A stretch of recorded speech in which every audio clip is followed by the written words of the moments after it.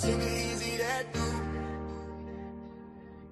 B-Eazy that dude. Yeah, they know the name. Stacking up the paper, but having money ain't a thing. Standing on business, burning hotter than a flame. From the block to the ballroom, you gotta stand the rain. B-Eazy that dude. Yeah, they know the name. Stacking up the paper, but having money ain't a thing. Standing on business, burning hotter than a flame. From the block to the ballroom, you gotta stand the rain.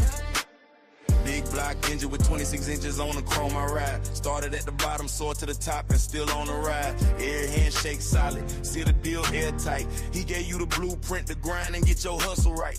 Money in the vision, it was dirty but he washed it clean. Turned a dollar to a dream, now he living like a king. From the late nights grinding to the early bird moves. Ask around the city, he really that dude. He love how he talking cause he walking through. Every step calculated, everything come through. From the hood by the views, yeah, the rooftop views. He the bridge between the struggle and the good life views. Never fold under pressure, shine like a diamond in the sun. Every loss was a lesson, every win is hard won. Now the crowd chant his name when he steps in the room. B-Eazy that dude, yeah, you know he's the truth.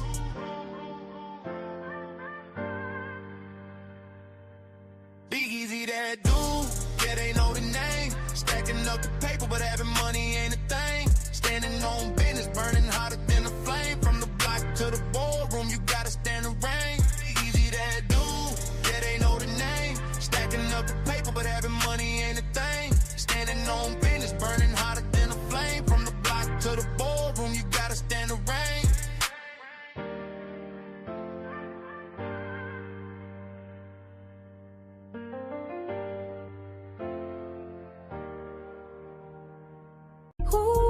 B-Eazy.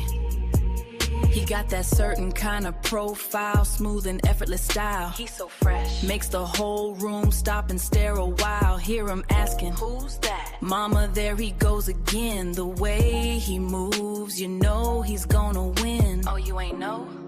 That's just B-Eazy. B-Eazy Dat Dude. That man right there. B-Eazy. Hey, yo, yeah, that's B-Eazy, that's the name. Way before the world knew he was running the game. Laid the groundwork, built the foundation strong. Been influencing the whole scene all along. Now everybody gotta give that man his praise. A living legend for the rest of his days. Oh, he deserves all the accolades, yeah. B-Eazy. B-Eazy. Gotta give that man his praise. A living legend for the rest of his days. Oh, he deserves all the accolades. B-Eazy. We all here to see B-Eazy. We wanna listen to B-Eazy. Ayy, we all like B-Eazy. Now, matter of fact, we love B-Eazy. Believe me, he really that dude. Subscribe to the channel, it's easy to do. If you care, then go ahead and share this fire content, extraordinarily rare. That's why I put that on my mama, he is that dude. And I put that on my daddy, he is that dude. So. Yeah, yeah. Listen up. It's B-Eazy that dude, the great. He ain't fake, he one of the real guys. Spitting fire every stream. You been late to the party, now it's time to realize. From Pittsburgh to around the world, yeah, the flow is elite. Every beat that he slide on turns into straight heat. Came up from the grind, selling box on a laptop, running up a bag, feel like he hit the jackpot. Got the luxury visions, ambition vivid, never bluff. Person's progress, persevere when the going gets tough. B-Eazy that dude, got stripes in the game. Every rhyme, every line, they gon' remember the name. From the streets to the stage, the energy don't fade. Legend in the making, yeah, history's what he's laid. Mic in his hand, heart in the flow and soul on every beat. Dropping knowledge, power, bravado, his legacy complete. Hustle, amplified, lyrics electrified, that's the truth. B-Eazy that dude, established with certified proof. Feel the bass, feel the vibe, let it ride through the crowd. All the words, every hook, man, he keeps making us proud. King of his lane, rising above every feud. All hail the one and only, one and only, one and only. B-Eazy that dude. Yeah. Yeah.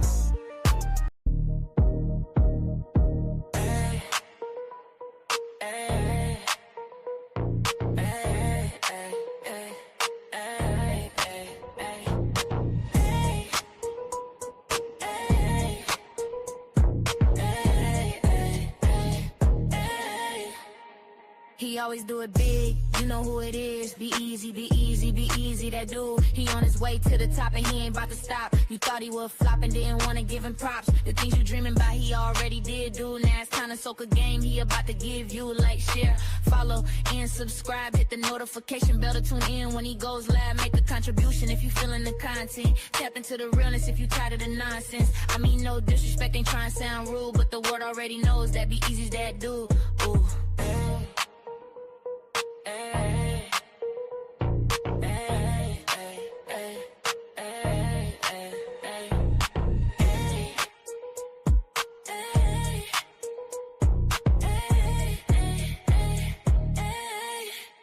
We all here to see B-Eazy. Ayo, who is that dude? Oh girl, that's just B-Eazy. Oh boy, that's just B-Eazy. Well, who is B-Eazy? Oh, you ain't know. He been a pro for show, all about the dough. He been running up them racks and still trying to get some more. Don't care about the fame, just trying to gain and grow. He really one of them ones, his presence so pivotal. So hell yeah, he that dude, this is unequivocal.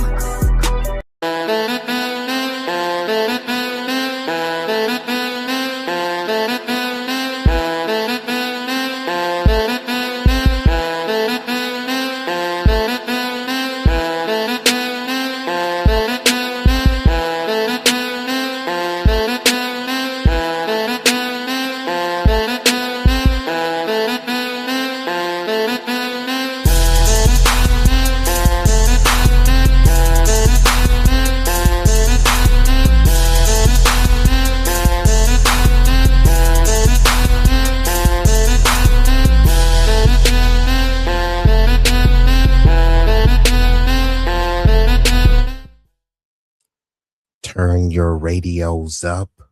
Turn your radios up. Y'all know what this is. Y'all know who this is. B-Eazy That Dude. An impromptu stream back with another one. This one will be a banger. Controversial topics about a controversial figure. So it will be a doozy. I don't like to keep y'all waiting. I was right here at 8 on the dot, but before we get this thing started, I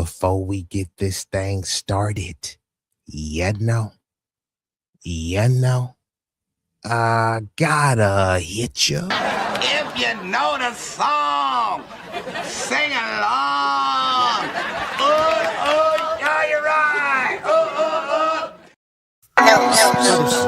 私も地元民と言っても自分は世代です。もう友達できたの？うん。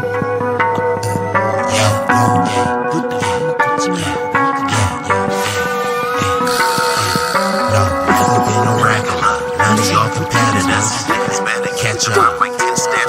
Look, this promethazine got me leaning like a cholo in the club. I'm 20 deep. I don't be riding solo.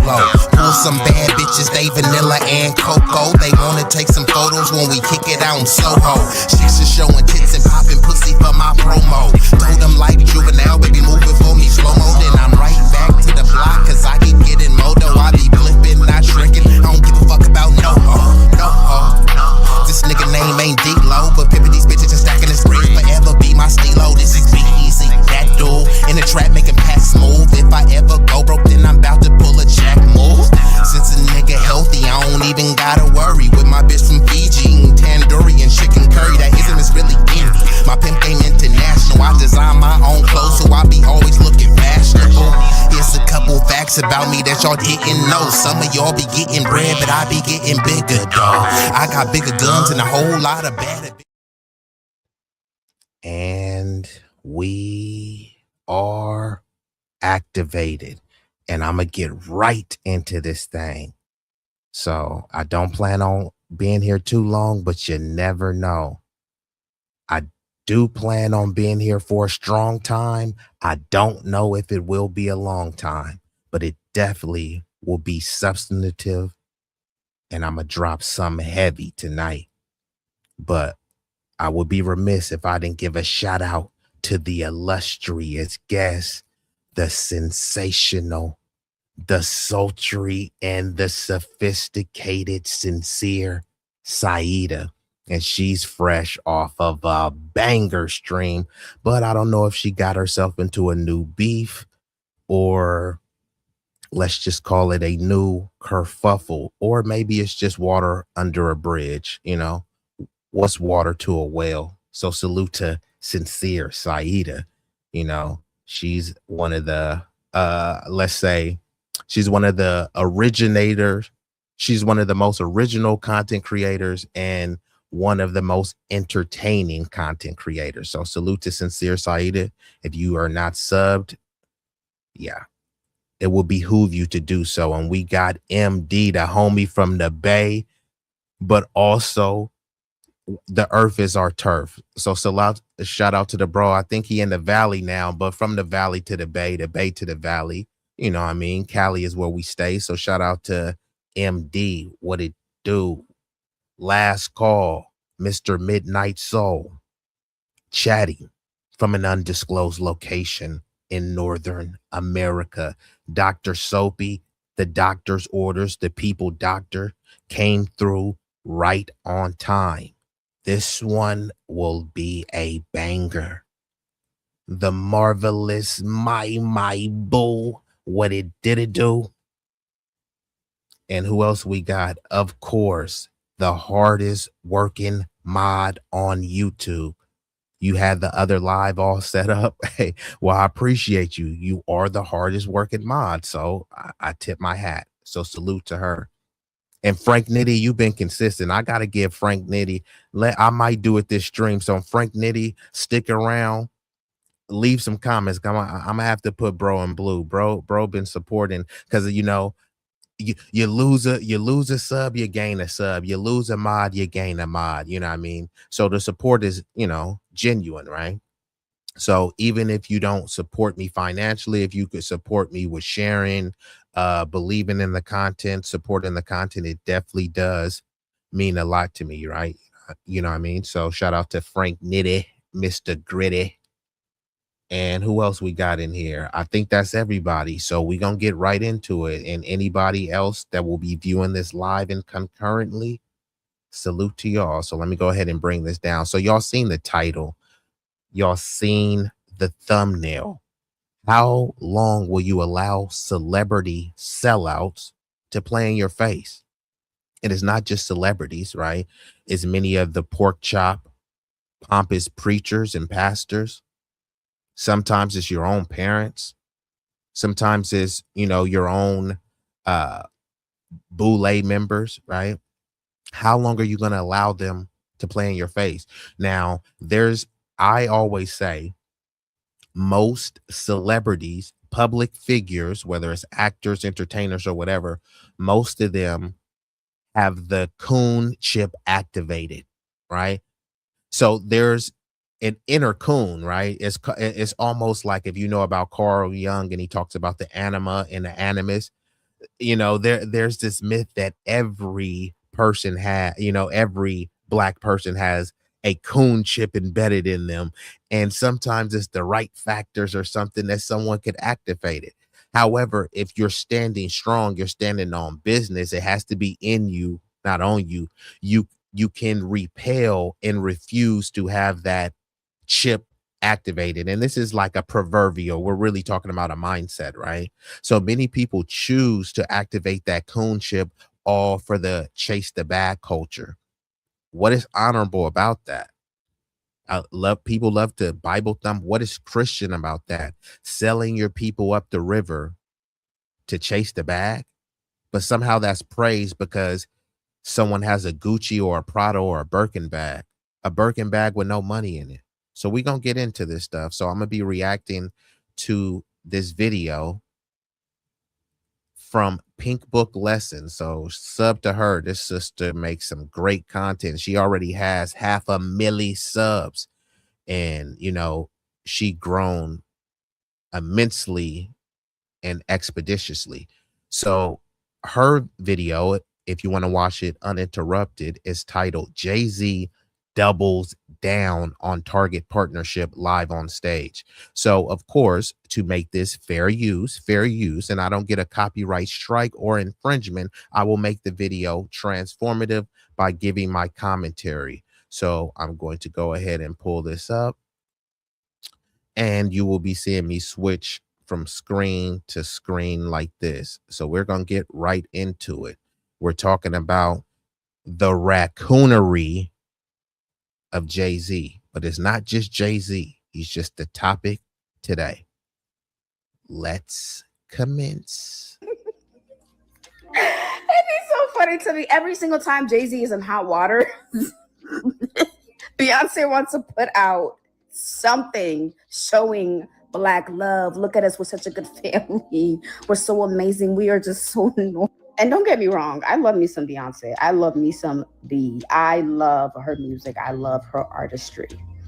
But when she popped up on Good Morning America, when he was under fire, my job was like, she does not even defend herself like this. And the thing is, I can't blame her for defending her husband and defending her family. This is her family. This is their empire. They worked together. They worked hard on building their empire. So I can't expect nothing less, and I cannot talk bad about a woman who is defending her husband, her family, and their legacy. But I'm also not stupid either. A lot of people may buy into like, oh my God, they're a good family, leave them alone, blah, blah, blah. Whatever. Think what you want to think. But for me, Jay-Z is still shady. That deal with Target, like, I feel like that was not necessary. You two are billionaires. And people are trying to make him pretend that he's shady because of the deal with Target. No, he's shady because in order for you to reach that height of success, right, that level of wealth attainment, allegedly, right, you have to be buck broken in some capacity. Now, that's an archaic term that is very apropos to use in modern terms because it never stopped happening, right? When you think of buck breaking, it's a very horrific thing that happened on plantations and in other capacities, just wasn't called that, right? But the most important aspect of buck breaking someone is the psychological aspect, where they're so fearful that the docility is going to become inherent in them. The subservience is going to become inherent to them. They become desensitized to it, and then it becomes inherent, and then it also becomes championed, right? So these people get buck broken, and then they try to say, well, they got the money, you just sound broke. But I always tell them, hey, aren't you a Bible thumper? Don't you talk about Jesus? You got a tattoo of Jesus. You're always running around with a Jesus piece. Jesus never had a Jesus piece. There's no documents of Jesus wearing an iced out cross. Jesus, by modern terms, was broke and dusty. I thought y'all was against broke and dusty people, but you're praising Jesus. So you're shaming broke people, but I praise Jesus, someone who was broke. He wasn't wealthy. He wasn't about extravagance, but you're praising extravagance and then saying, yeah, but I got an iced out Jesus in the Bible. All right. So how long will you let people play in your face because they have some sort of material things that they can't take with them to the grave? He has a Maybach that he can't take with them. Does he want to be buried in a Maybach? So we got to start calling these people out. I've always done it, but I'm going to continuously do it. But they're trying to call him out over a Target boycott. He's been selling the community out a long time ago, right? You don't have to do that. You're making a conscious choice to do that. And if they give you an ultimatum, hey, look, we're going to make you one of the wealthiest black people, right? Because he's not one of the wealthiest people in the world. He's just one of the wealthiest blacks, which means that he's part of the gatekeeper class. Whenever you start hearing first black this, first person this, usually there's something more sinister and dark behind it. You're supposed to just champion it for representation. Ooh, look, the first black mayor of a city. Yeah, but she's pandering towards the Latinos and open borders and LGBTQ and all this stuff. She's not doing anything for the black community. He or she is not doing anything for the black community. But there's representation. No, it's not. You represent people by producing for them. Imagine it was a P and he had a bottom B and he said, I'm your representative, but he's not producing anything for her. He's not making the money move, shake, and flip, right? Okay, yeah, she PIMP put it in my pocket. She put it in my pocket and I made it shake. I built a business. I built a legal avenue. So this is temporary, not long term. You know what I mean? What type of billionaire rappers are talking like this, right? Jay-Z was whining because he said that over the he had an interview where he said and I'm paraphrasing, he was talking about at family events, you know, family members always pitching him his ideas, and then they start asking him for $3,000 and stuff. It's like, nigga, aren't you a billionaire?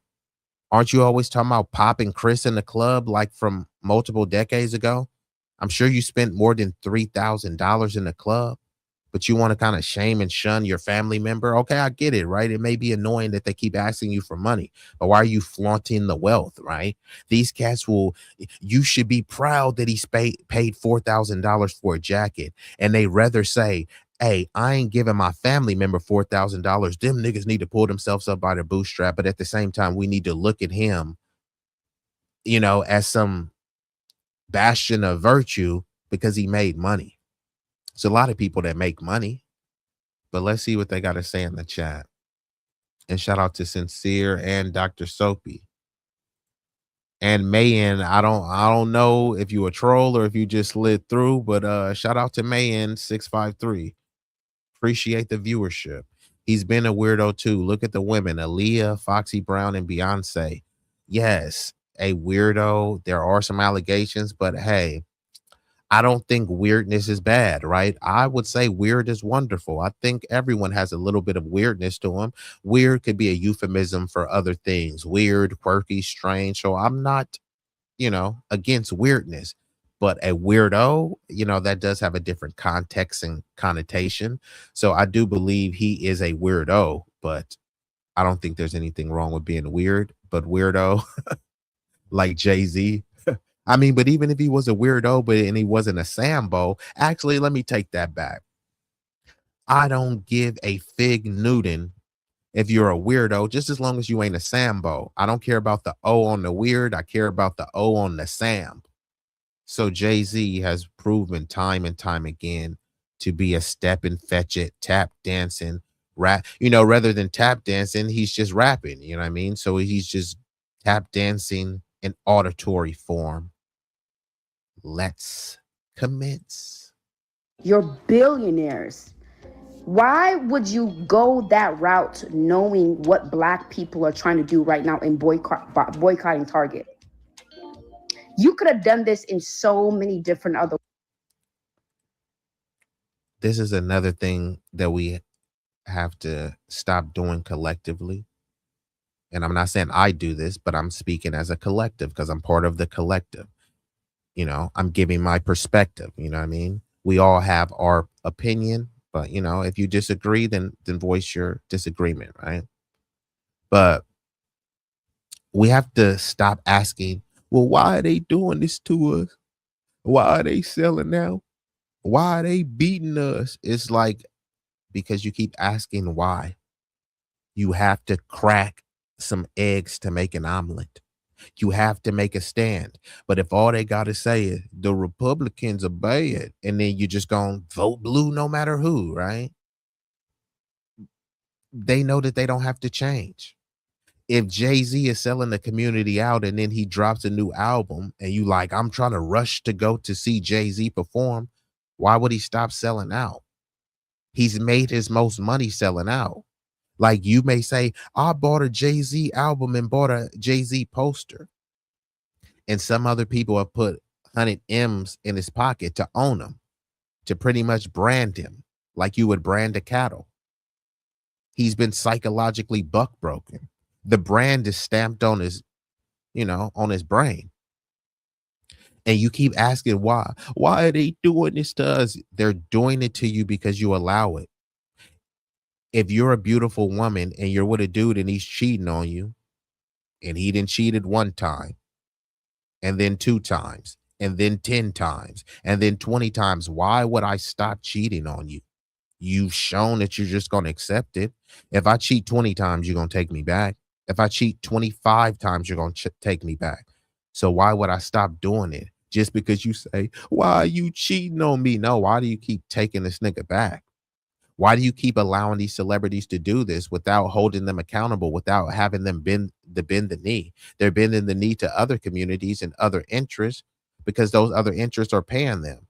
And what you need to do is stop paying them attention, right? Stop paying them your dollars and stop paying them attention, right? You should be paying the local artists instead. You like, man, that local artist is broke. That local artist got better bars than Jay-Z. But because he doesn't have a Maybach, you don't want to support him. Oh man, he a Spotify rapper. Man, that Spotify rapper is better than Jay-Z lyrically, right? Some of that shit people don't want to hear anymore, right? And certain stuff is just not for everybody. Some people try to say, oh, well, he's a lyricist and all this stuff. Not everybody want to hear his lyricism. Like, let's just be honest, right? If I'm riding around the hood, it's like, are people really trying to hear lyricism, or are they trying to hear something that slap? And a little bit of lyricism sprinkled into there. They call it a lyrical miracle thing where it's like, yeah, it's cool if you just sit in there and smoking a blunt and you want to listen to it. If I'm having a cookout, if I'm in the club, do you want to hear some super intricate bars in the club while some chicks is twerking right in front of you? You got some of the most beautiful chicks you've seen, and you like, man, play some lyrical shit. You like, no, nigga, play some ratchet shit. Play something that bang. Shit, play some mumble rap. That's what you're gonna be on, right? So let's just stop acting just because someone has a certain talent that you enjoy, that they stuck up for you. You know what I mean? Oh, I love Taraji P. Henson. Yeah, I love her too as an actress, but she toes the line and taps dance for the Democrats, just like most black celebs do. You may like Tyler Perry's toxic movies, but he like tap dances for the Democrats. Literally, you had Meg Thee Stallion, Beyonce, Cardi B, all tap dancing for the Democrats. But what did that get for you? You voted because Cardi B got paid to perform for Kamala Harris. That's doing something for the community. How? Doing a performance and getting paid for it? She did her job. Her job is to perform. A performer got paid, and that's like, she did something for the community. But a janitor that's doing their job, you don't say they're doing something for the community, right? Teachers, right? You don't give teachers enough respect and say they're doing something for a community. But some billionaire come one day and do some Nino Brown acting, give out a bunch of turkeys. He did something for the community. Did he really though? You start looking deeper, you see like it was sponsored and shit like that. Like, bro did something for himself, a tax write-off, which I'm not saying it's not a symbolic gesture. I'm just saying we got to call it what it really is and stop pretending like these people are so benevolent and stuff, because they're really not. They're very sinister. Like he liked dating young women and grooming them. Yeah, those are the allegations. And shout out to Dr. Soapy. The Kamala Harris step and fetch it was just humiliating. It was beyond humiliating. It was disgusting. And that's what unfortunately many people do. All they got to say is the Republicans are bad. So then they can put some chick out there twerking, right? If you're about there, you're allegedly voting for civil rights, right? You're fighting for your life. We're fighting for lineage based cash reparations. We're fighting for an anti-black hate crime bill. We're fighting for recognition from the OMB to change on the census. There's multiple tangibles that we're fighting for. And they say, you know what a tangible is? Meg Thee Stallion twerking in a bodysuit. Who does that do something for? Even the sisterhood. What did that do for the sisters? Oh, we got to see representation. You got to see representation of a attractive young woman shaking her body in front of mostly non-black people just to get the vote. Get your booty to the polls. No voting, no fucking. This is all disgusting stuff. When they say your ancestor died for the right for you to vote, they never said your ancestors twerked for the right for you to vote. Where's the quote? Where's the proof? Where's the documentation? Where's the footage? Where's the film of your ancestors twerking for the right for you to vote? And they didn't die for the right for you to vote. They died for the right for them to be seen as humans, for them to be equally treated, and equal treatment would be the right to vote. But that's not what they died for. They weren't saying, over my cold dead body, just make sure that my people got the right to vote. They didn't say that. And when they say your ancestors died for the right to vote, they're always pushing that for Democrat stuff. And when I say, you know what, you're right, my ancestors did die for the right for me to vote, and that's why I'm a vote Republican or Libertarian or Green Party or People's Party, or you know what, I might even vote the couch. The couch is a viable option for some and for many. And then they say, whoa, your ancestors didn't die for that. My ancestors didn't die for me to vote blue no matter who. You said to them it's capitalism. Yeah, I mean, I know Malcolm X said, you show me a capitalist, I'll show you a bloodsucker. I like smart people. I love smart people. It's just, unfortunately, common sense is not common. When Biden told the Congressional Black Caucus to go to the Latinos, I was like, look at you fools. And all they was just like, yes, massa. And then they started trying to get us to crash out for ICE. That was another turning point where that's what you call buck breaking. He checked them. He politically marked them out. And all they cared about was keeping their seats and stuff. You're willing to sell out your community for Latinos, who most of them are white racially, right? And you're supposed to pretend that we got some coalition. People of color. Ask people what color they are. Hey, I don't identify as a color. I'm Mexican. I'm Puerto Rican, and that's fine, right? There's no race called POC. There's no race called Mexican. There's no race called Puerto Rican. Mexicans, in specific, it's not just them. They fought for the right to be legally classified as racially white. These aren't my terms. Look them up. Blancamiento. Mejoró la raza. What does it mean? Lightening, brightening, and whitening the race. Most Latinos, well, not, let me say most, right? A majority of Latinos, because that's a vague term, right? It's just an umbrella term. Brazilians are Latino. Venezuelans are Latino. Argentinians are Latinos, right? So just to be clear, foundational Black American freedmen are the second largest ethnic group in America. Let me say that one more again, because I'm here to learn, but I'm here to teach. Foundational Black American freedmen are the second largest ethnic group in America. Now, this is how they play the numbers, right? This is how they play the word games, and this is how they play the numbers game. This is why they talk about, the numbers are destiny, or they say demographics are destiny. And by demographics, they mean the numbers of other non-white people, right? These are the games that they play. So in order to drown foundational Black Americans out and say, hey, look, man, we don't really have to worry about you guys because you guys are only 13%. And that's a lie. We've been purposely undercounted.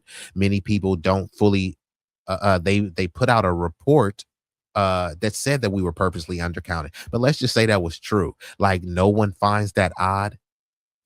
When your mama was born, you guys are 13%. No, actually, when your grandma was born, 13%. Your mom was born, 13%. You were born, 13%. Your kids born, 13%. But other groups are growing. And then they try to say, well, it's abortion. All these Black women are aborting their kids. Well, there has been a significant amount of abortions. That's a problematic amount, but it hasn't been that many that would explain this type of disparity. And many of these populations, which is why they have the term anchor baby, right? A lot of people come over here, and if they're undocumented, their first order of business is to have a baby. That baby anchors them here, which is why Trump has been challenging the birthright citizenship and all this other type of stuff, right? So these other people's populations, a lot of them are imported. And as soon as they import a population, there is a urgency to have a kid, not just because they want to start a family, but the ones that are I'm specifically talking about the undocumented people. They know that with birthright citizenship, their kids are going to, be citizens. And then they play on your heartstrings. You don't want to separate families, do you? So then you say, oh, well, that is a little bit cruel and humane. He's been here for 30 years. And then you say, oh, well, you know what? Let's just let him stay here, whether he came here illegally or not. You know what I mean? So that's how other people have been able to replenish their population. But I'm saying all this to say, right? They're trying to get you to pretend like we're in this mythical coalition of POCs, but many of these other POCs are classified as racially white that they fought for. So let me get back into it because I had to go on a bit of a tangent, but let's get back into it. Ways. It does not fool me. I can see why you are defending your family, and as you should, but I'm also not stupid. I'm not stupid at all. Whoa, hold up. How did you get this car? Didn't yours get totaled? They're depending on them to keep just enough people under the spell, but the jig is up. Jay-Z, though, the pressure is definitely getting to him because he responded again by dissing the people, questioning his Target partnership while on stage celebrating the 30th anniversary of his Reasonable Doubt album. Take a look at what Jigga Man had to say. I don't listen to Twitter activists. They type and I laugh at them. You shopping at Amazon or you boycott? You posting on Instagram? That's Meta, boy. Stop it. Y'all know Google owns YouTube. You picking and choosing the politicking as usual. First off, did y'all hear that? Okay. Hey, Jay-Z, I gotta hit ya. What? Hope, please. Nigga, please. Hope. Nigga, what? Nigga. Nigga, please. Nigga, please. What? I'm sorry, that was corny, bruh. Like, what did he say that was hot? He said, you on Instagram?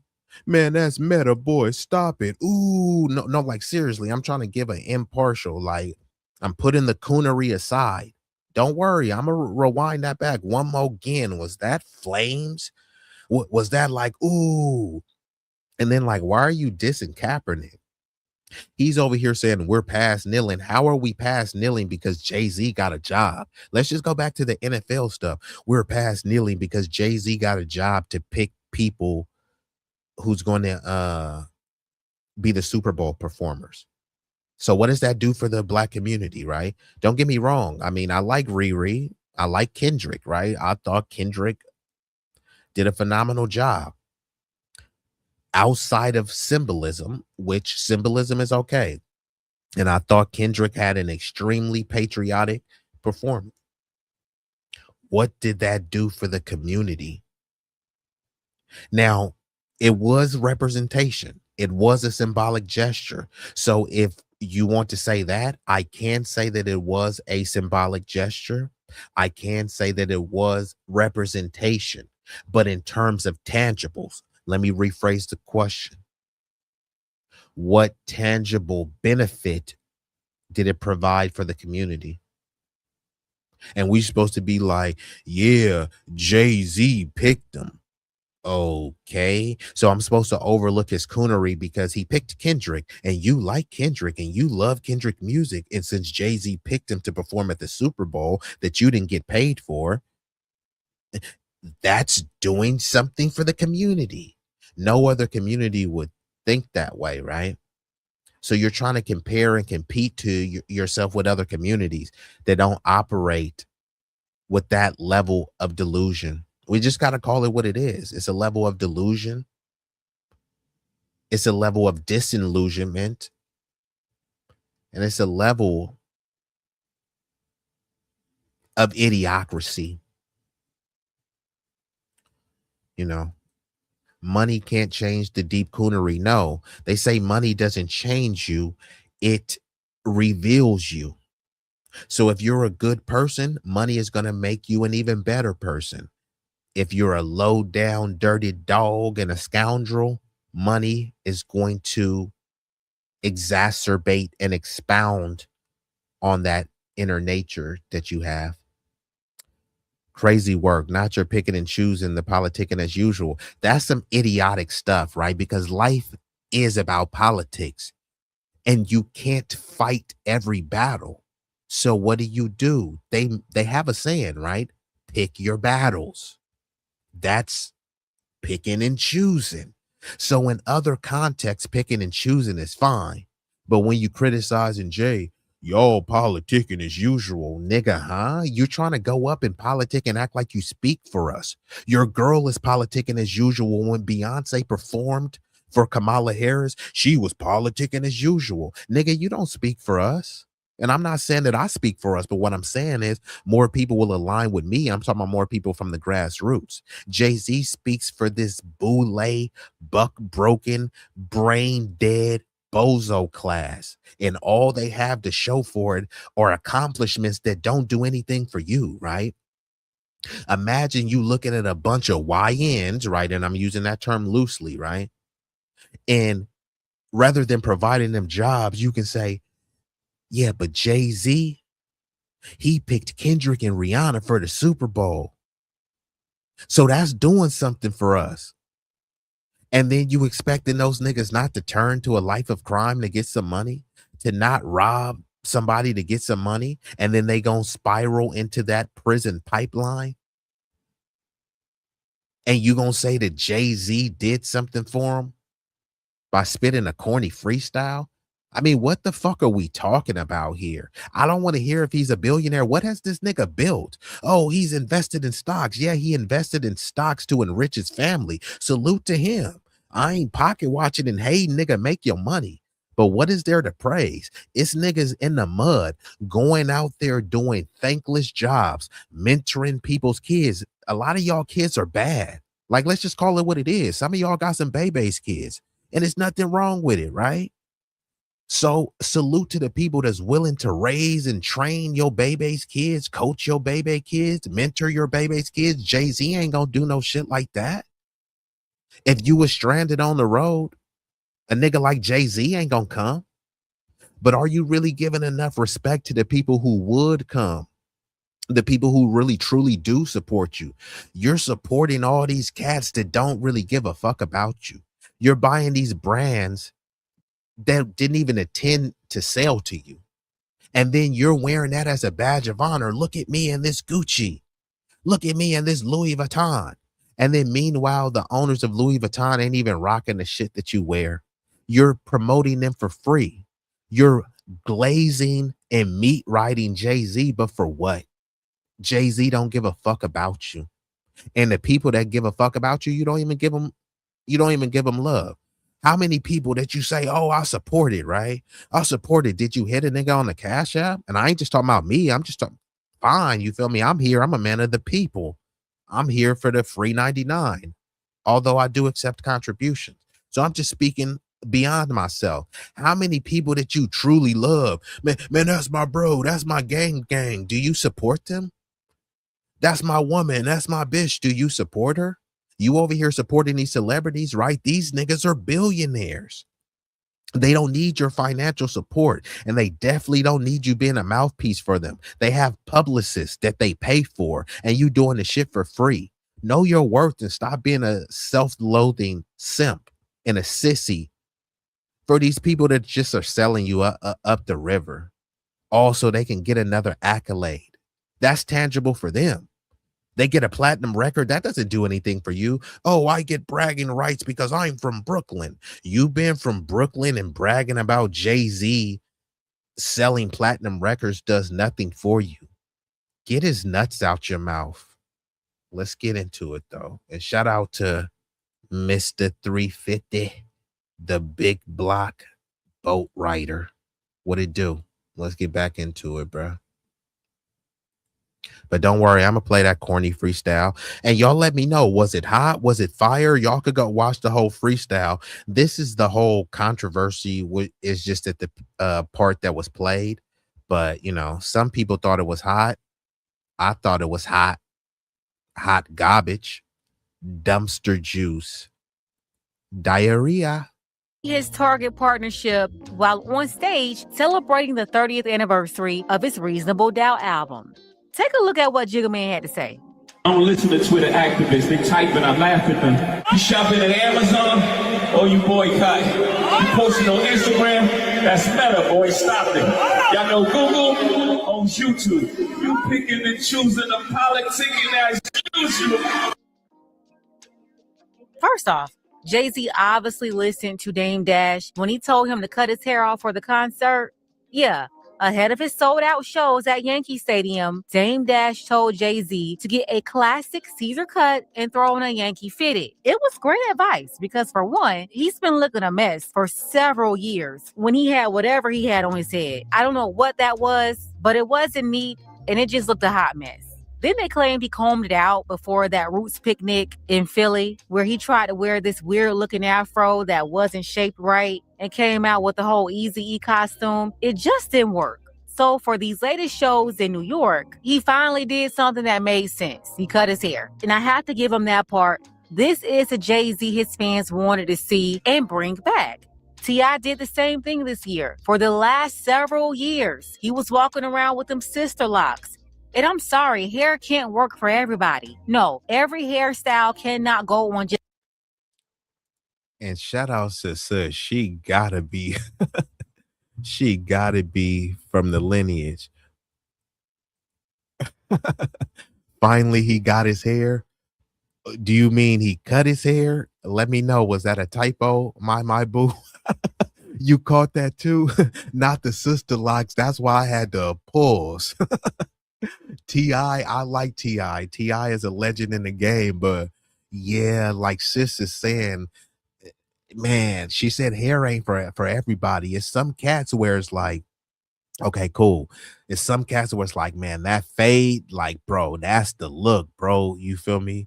They say waves for the babes, curls for the girls. You know what I mean? So some cats, it's like, man, they got that, you know, that head that's shaped for the waves. Some cats, you know, they got that kind of long cone head, or they got the alien heads. So sometimes people gotta try to get some locks or some to try to cover up, you know, their head structure.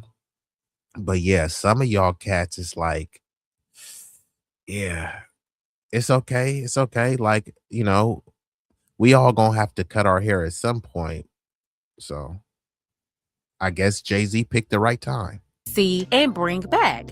T.I. did the same thing this year. For the last several years, he was walking around with them sister locks.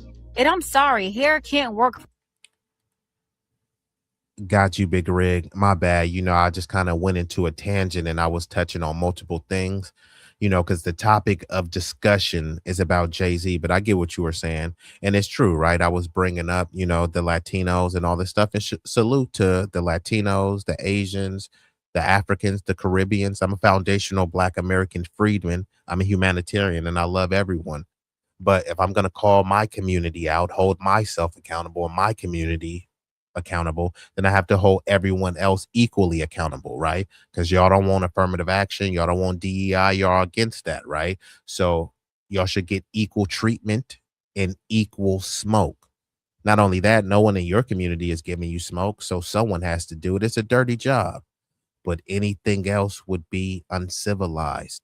So just for all the bleeding hearts out there, because since Big Rig was ad-libbing and I know he wanted me to cue this up, right? I'm sympathetic to mistreatment, especially by some rogue enforcement arms, right? But you can't tell me to sing a sad song and you pull out the tiniest of violins and tell me to go on the streets and protest, ice out, ice out. And then I look at ICE, a significant amount, if not the majority of ICE, Latino, Border Patrol, Latino. Guess who was a overwhelming voting block for Donald Trump. Latinos. Y'all know the song. I will vote for Donald Trump. Like there was no gun to their head. Like they didn't even get paid for that. Like they just came out the void. Trump was saying they're bringing crime. He called them grapists. He called their country a shithole. He said he was going to deport them. He had a chant, build the wall, build the wall, build the wall to get the Latinos and other non-whites out of here. And guess what? They still got their whole band, the mariachi band, the hombres, the amigos and amigas, and still said, I will vote for Donald Trump. Like they were saying it with their full chest. Hey, this is what you voted for. 'Tis the season to hold your own huevos. John Cena, one of the dopest and the coldest with a pen. Trump is ruthless. Yes, Trump is ruthless. But is he any more ruthless than Biden? Trump is a bigot. Biden is a bigot. Clinton was a bigot. Obama is a bigot. Not was, is, because they're still here. Both parties are the same. Two cheeks on the same booty. Two fangs on the same viper. Don't worry, we're going to get back into it because now that we got John seeing, actually, let me rewind this back, John. And y'all let me know, John, if you want to come up. I probably got like another hour or so in me, maybe less, depend. If y'all don't come up, I'm going to just cook by myself, which, I got my apron on. So I'm all good. But let me rewind this back because I know John is a Jay-Z fan. So let me see, John. Let me know what you feel about this. Hold on. Where's that freestyle? Here we go. Big Rig, let me know. Did Jay-Z gas on this? Y'all let me know. 30th anniversary of his Reasonable Doubt album. Take a look at what Jigga Man had to say. I don't listen to Twitter activists. They type and I laugh at them. You shopping at Amazon or you boycott? You posting on Instagram? That's meta, boy. Stop it. Y'all know Google owns YouTube. You picking and choosing the politicking as usual. First off, Jay-Z obviously listened to Dame Dash. So shout out to this sister because she was like, Jay-Z listened to Dame Dash.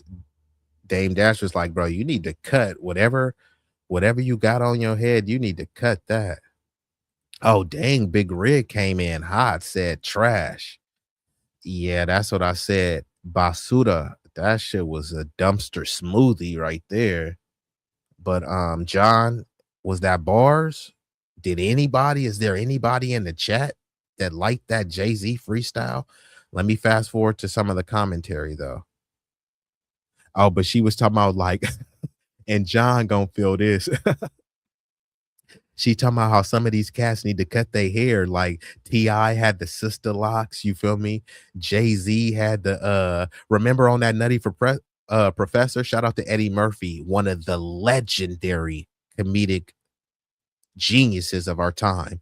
But on the Nutty Professor, he said to Dave Chappelle, now I heard the dreadlocks, but I never heard of shit locks. Jay-Z has some sugar honey iced tea locks. Were those locks? Were those wicks? Yikes. Big Rig, don't let me find out that you got some sister. Don't tell me you got some sister packet.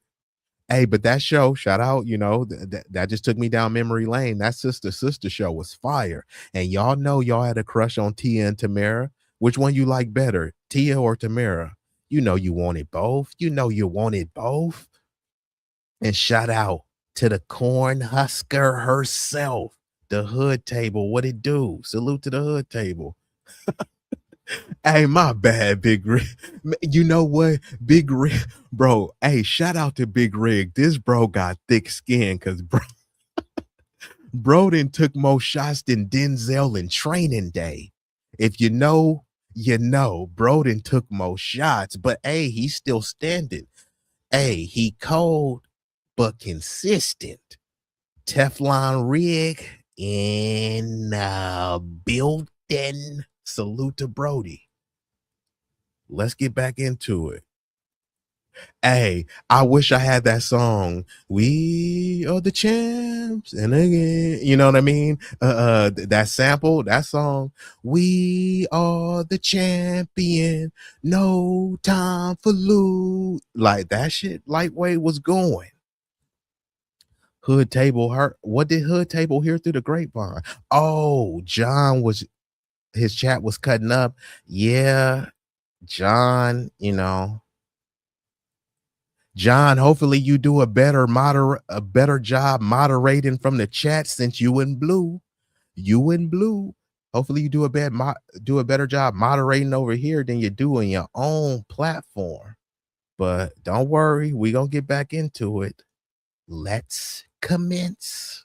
When he told him to cut his hair off for the concert, yeah, ahead of his sold-out shows at Yankee Stadium, Dame Dash told Jay-Z to get a classic Caesar cut and throw in a Yankee fitted. It was great advice because, for one, he's been looking a mess for several years when he had whatever he had on his head. I don't know what that was, but it wasn't neat, and it just looked a hot mess. Then they claimed he combed it out before that Roots picnic in Philly.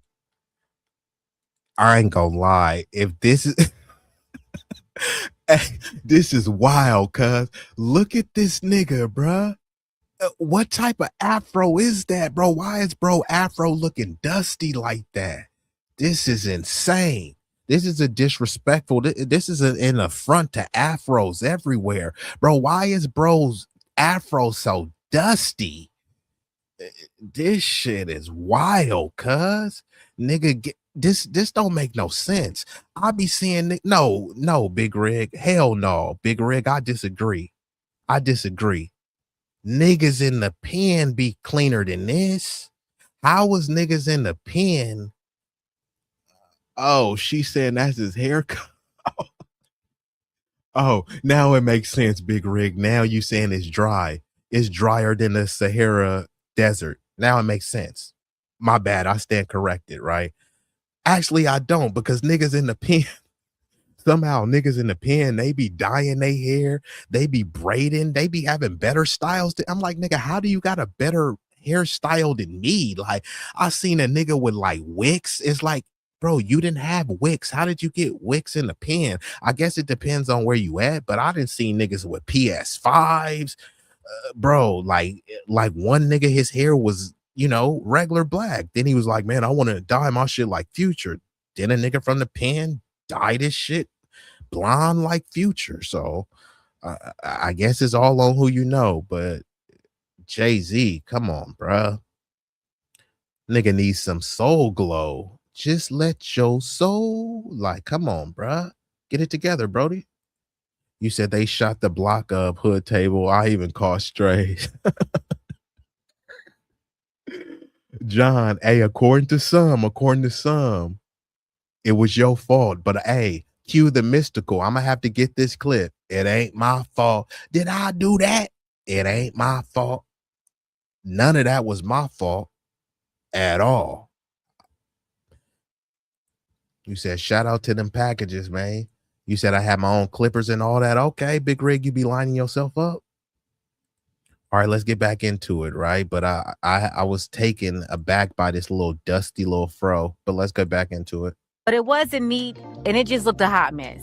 Then they claimed he combed it out before that Roots picnic in Philly, where he tried to wear this weird-looking afro that wasn't shaped right and came out with the whole Eazy-E costume. It just didn't work. So for these latest shows in New York, he finally did something that made sense. He cut his hair. And I have to give him. And we've been joined by an illustrious guest, Egyptian goddess coming through. Egyptian goddess, one of the hottest, especially with the bang. Shout out to Egyptian goddess. Salute to you.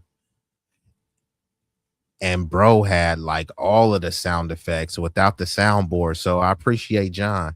John, if only you had worked as hard moderating the discussion as you was getting the sound effects. Bro was on it, right? Moderating, not so much. Sound effects, A+. Let's commence. From that part, this is a Jay-Z his fans wanted to see and bring back. T.I. did the same thing this year. For the last several years, he was walking around with them sister locks. And I'm sorry, hair can't work for everybody. No, every hairstyle cannot go. Hey, I'm sorry. She's like, wait, sent me with them sister locks again. I'm gonna run that back one more again, but she sent me with the sister locks. Because matter of fact, hold on. Now that she said that, I'm gonna have to pause. I'm gonna have to pull up T.I. Did T.I. really have a sister locks? Come on. Is she really doing bro like that? Come on, man. Were they that bad? We can't do T.I. like that. Did bro really had a sister locks like that? Did he had a sister? Matter of fact, I typed in T.I. sister locks, bro. I typed in T.I. dreadlocks. They like scrubbed the internet. Like where? What the hell? Hold on, let me type in a rapper T.I. dreadlocks. Okay. They bring up I guess they must think all black people look alike because they just brought up a bunch of random niggas. So hold on, let me try to pull up this T.I. and see. Y'all let me know. Do bro got sister locks or what? Let me see. Hold on. I mean, do these look like the sister? Maybe, right? Hold on, I don't know if this one gonna show. Hold on, let me see. Maybe this one right here. Even the hood table. I'm just asking y'all, are these the sister locks or she trying to play, bro? Shout out to T.I. Now, we ain't talking about his legend status as a rapper. We just saying like sometimes the hair ain't for everybody. Like, get back to your grand hustle. Get back to your what was that? Rubber band man. Yeah. Get back to that, bro. And Lil Uzi, like, come on, cuz. Like, what is bro doing? Little Uzi? Yikes. And then Wayne is a legendary rapper, but bruh, those locks, come on, bruh. This shit looks sad, bruh. Come on, cuz. These are looking sad. Little Wayne looks like a lot of pain on that face. Maybe it's all that dyeing, bro. Why do you keep trying to dye your hair blonde and shit? Like, who do you think you are, nigga? That's why your hair falling out, bro. But shout out to Wayne, bro. As an artist, amazing.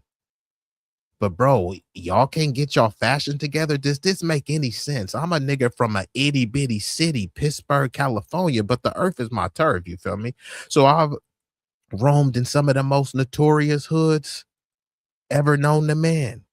And I ain't never been caught looking like these niggas. How are these niggas got millions and millions of dollars, but y'all getting caught looking like that? Not with the sister locks? Come on, bro. What are y'all doing? Bruh, in the Bay, depend on who you know. Big Rig for the chat. Let us know how much some of your stylists would charge for some retwists. Let us know how much your stylist will cost for a retwist and or a style. And you mean to tell me these niggas got nobody to do that for them? Come to the Bay. And the Bay ain't even, not to say they don't got, a lot of talented stylists out here, but there's some places they say like Atlanta and down south where, they say the people really, really put their foot, because most black people are down south. So it makes sense that most of the more prominent stylists would be there.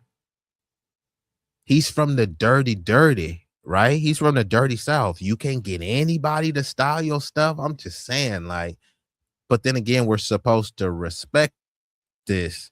They got all this money.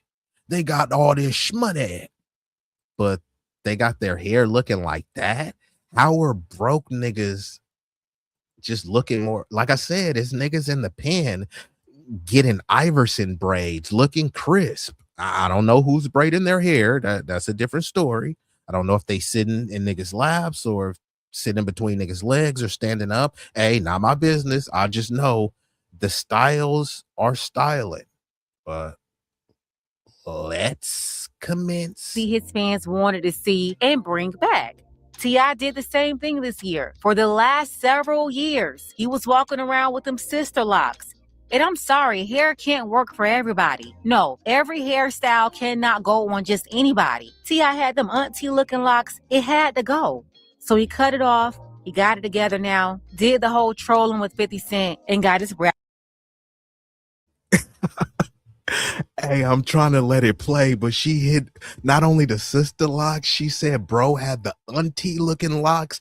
Hey, if there's any point in my life where I start, like, it's one thing if somebody say, hey, what's up, OG? Hey, what's up, Unc? Right?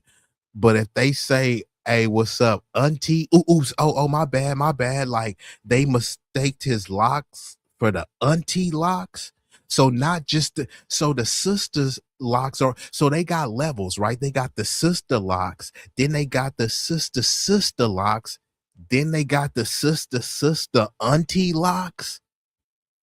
Man, I told y'all this one would be a doozy. Wanted to see and bring back. T.I. did the same thing this year. For the last several years, he was walking around with them sister locks. And I'm sorry, hair can't work for everybody. No, every hairstyle cannot go on just anybody. T.I. had them auntie looking locks. It had to go.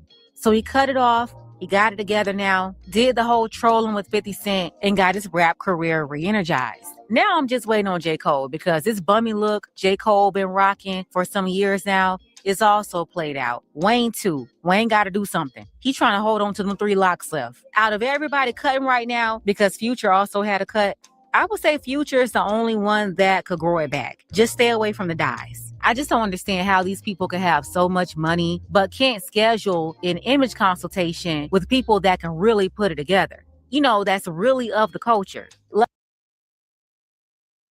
I mean, that's a great point. I mean, could you refute what she's saying? And she took a tremendous shot at Wayne, talking about bro only got 3 locks. That's wild. Wayne with his 3 locks, Future had to cut his, and she's like, chill back on the dye. Wayne always with the blonde, Future always with the blonde. Okay, it's funny, right? You know, because I'm not one of the red pill retards, right? I'm not part of the Coonisphere, you feel me? I'm part of the ism sphere, and I just came up with that on the fly because that dude is incredible, right? So I'm not with the whole bashing women and all this stuff, but a lot of you niggas are with that little goofy shit.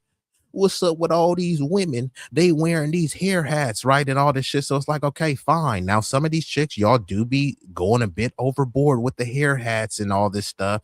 You feel me? You trying to look like the hood Rapunzel and stuff. No one is asking for that. So just stop pretending that you're doing that for niggas and we'll be cool, right? But this ain't even about them. This is about y'all niggas, right? Y'all saying y'all don't want to see the women. Y'all trying to act like fake white women and dye y'all hair blonde. Then it's a bunch of so-called street niggas with their hair dyed blonde. Huh? Like, what are you niggas trying to do? You niggas are trying to be bad bitches, but want to be respected as hood niggas? Okay.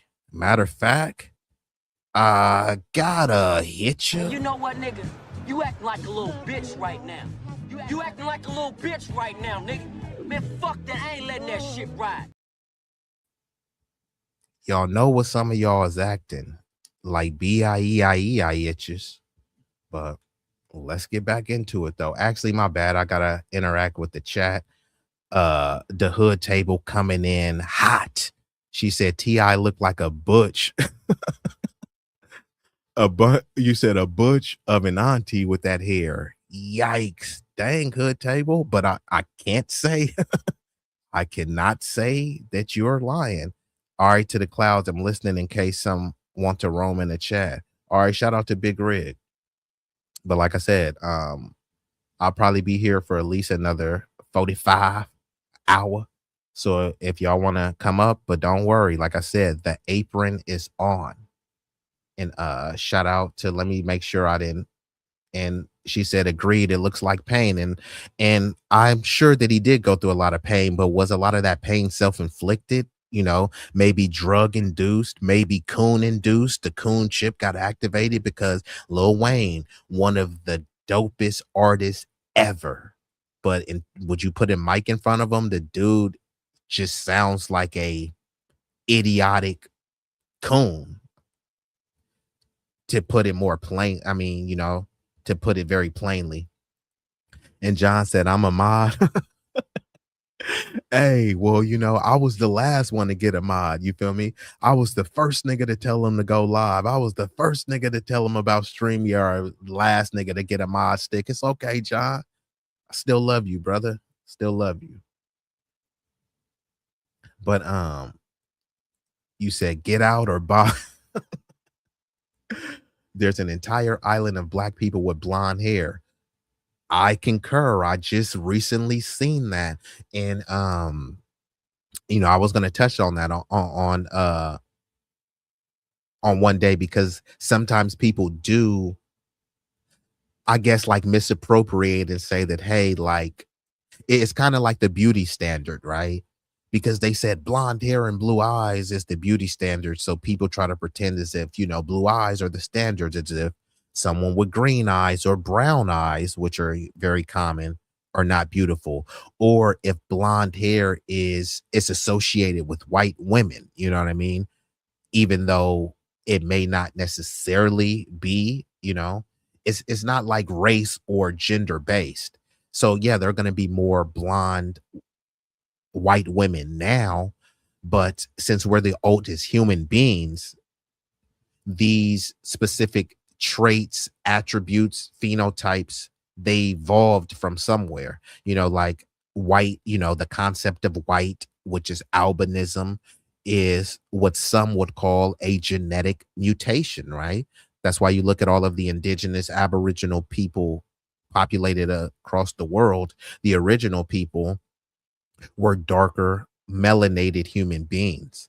And over time, they've evolved. And this is what the legendary Dr. Francis Cress Wilson talks in the ISIS papers and other teachings, that some or many, at least the power brokers in the dub community, they fear genetic annihilation.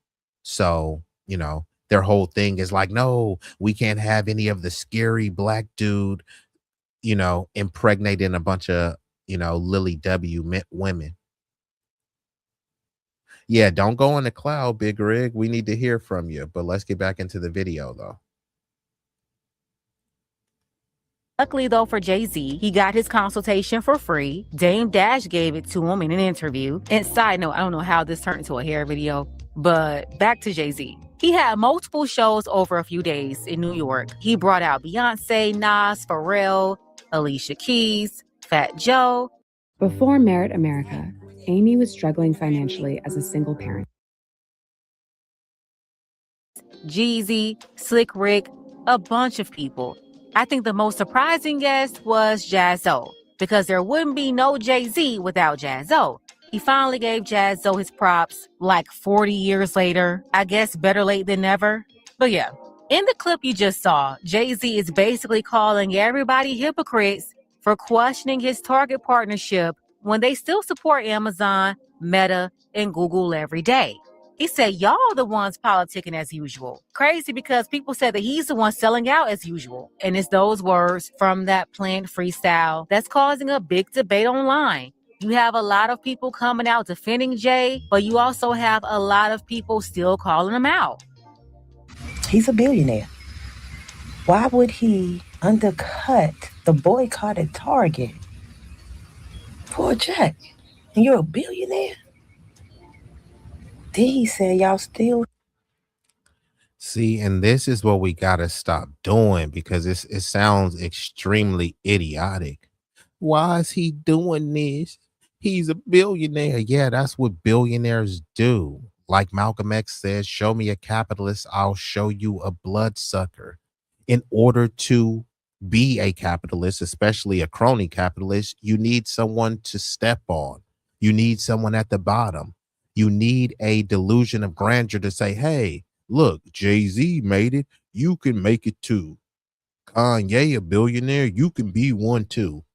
You're living paycheck to paycheck. So the likelihood of that happening, you know, is like finding a needle in a haystack. But as long as you keep hope alive, because Hove sold out Yankee Stadium, then you just keep spinning on the hamster wheel. You get comfortable with the rat race that you won't challenge anything. And then you just look at Jay-Z as like a gatekeeper sent from God that you shouldn't challenge and you shouldn't criticize because you like his album. You know what I mean? You see a bunch of actors and you love their role that they acted, right? That's not really them. You love the character that they were playing, so you don't want to call them out. But you have no problem calling you know, your family members out. You'll cut your family member off. You'll cut your family member off for an Instagram post that you didn't like, but you won't cut Jay-Z off. And I'm not talking about everyone when I say you. So I got to be clear because people get all triggered and stuff. I'm just making a hypothetical and a generalized statement. And if it doesn't apply, let it fly, because it doesn't apply to everyone. Clearly, there are a bunch of people who are principled, who are morally sound. They stand on business. And there's a lot of people who are psychologically buck broken, who idolize the material and the individuals. And many of you Bible thumpers, if you read the good book, you would know that that's very sinful to do. But y'all got to stop asking these goofy questions. Why are they doing this to us? They're doing it to you because you're letting them, because you're going to keep following them. And then all you're going to do is ask, why are they doing this to us? Yeah, because you keep supporting them. You're not going to say, hey, we refuse to support you and we're done with you. Instead, you just keep saying, why you're doing this to me. Okay. How is that a defense against mistreatment?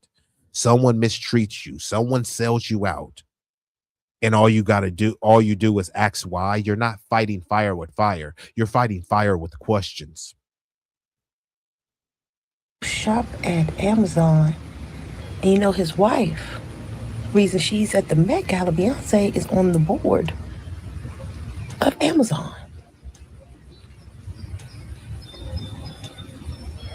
This who y'all be praising. This who y'all be cussing me out in the comments for. Baby, a billionaire got in Yankee Stadium. Jay-Z, a billionaire, told black people that he undercut your boycott for a check, and you all clapped. A billionaire told you he undercut. And these type of ones, I get what you're saying, but like this is a form of gaslighting when you're saying, and you all clap. So when you say you all, all these words have meanings, right? All means all. So don't try to say you all and then mean, well, I don't mean all. Well, if you don't mean all, why are you saying all? You feel me? Imagine me going around, all these bitches is hoes. But no, I don't mean all the bitches. I just mean all the bitches. Like, huh? You're saying you all did this. No, we all didn't do that. And like, what is the point? Because if you're saying you all, you're part of the all, right?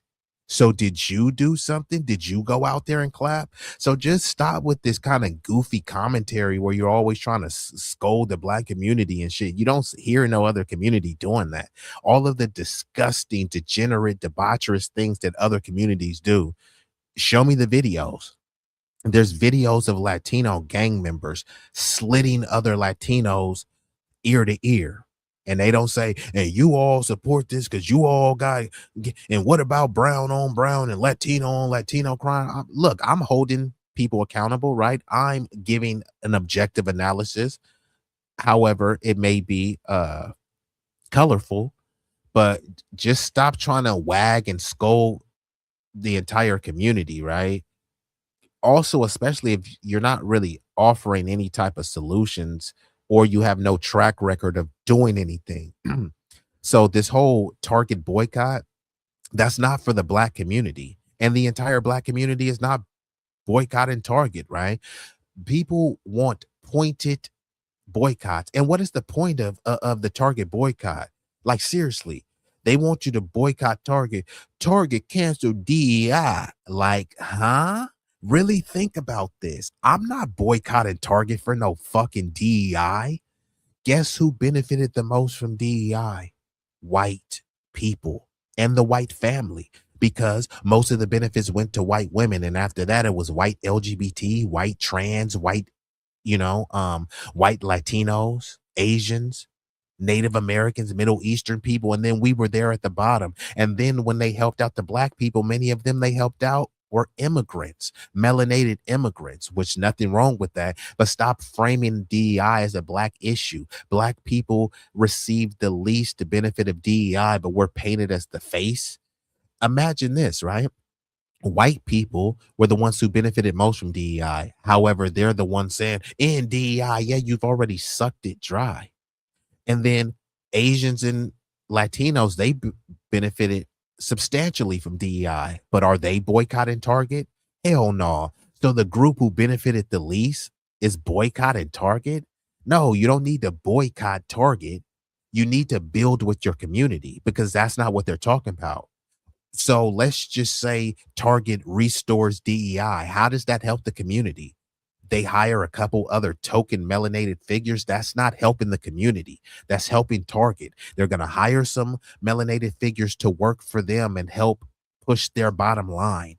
That's not doing something for the community, giving a couple individuals a job. So no, she's already off. I get her sentiment, right? And some of it I do agree. It's just poorly delivered, because she's trying to scold and be condescending, but it's like you don't hear how goofy you sound. You all this, you all that. Aren't you part of the community? You're part of the community, so you're included in that all. So it's just like come better than this. And then she's talking about, and you all clapped, not the entire black community. Most of the black community doesn't live in New York. Most of the black community didn't go to Yankee Stadium. And the entire black community can't fit online. So this is what people do. They said this in the comments. Yeah, the comments is a microcosm of what some people are saying, but there's a lot of bots in the comments. There's a lot of trolls in the comments. You see it all the time over here. Many people have faceless troll accounts, so you don't truly know who's talking. But because someone said something to trigger you, you get triggered, and then you want to scold the whole black community. But then if I, on the flip side, here, black women do this because look at this black woman right here. It's like, how stupid would they sound? All black women act like this chick. She's saying all, I should say all. But is that intellectually honest? And not saying that she's not making some valid points. I'm just saying the way you're delivering this, it's not as effective as it could be. Yankee Stadium, Jay-Z, a billionaire, told black people that he undercut your boycott for a check, and you all clapped. A billionaire told you he undercut your boycott for a check, and you all clapped. And then told y'all, y'all still shop at Amazon, knowing that his wife co-chaired the Met Gala with Amazon, and you all clapped. I might tell you a joke, but I won't tell you a lie. I keep telling you all, y'all refuse to listen. I don't want to hear a spick of spaghetti about that pink wig lady. I don't want to hear about any other artist. A billionaire told you all that he took a check to undercut your boycott in your face, and you all clapped. And again, she's saying you all, so she's putting this on the entire black community, right? Y'all clapped, right? Did she clap? And then she keeps saying, well, I told y'all, and you didn't listen. If someone is not listening, you can get mad at the people, but it's the messenger. It's the messenger, right? If there's a coach and he keeps saying, man, I told him to run the right plays, and I told them, it's like, yeah, if you're not reaching through to these people, that's on you.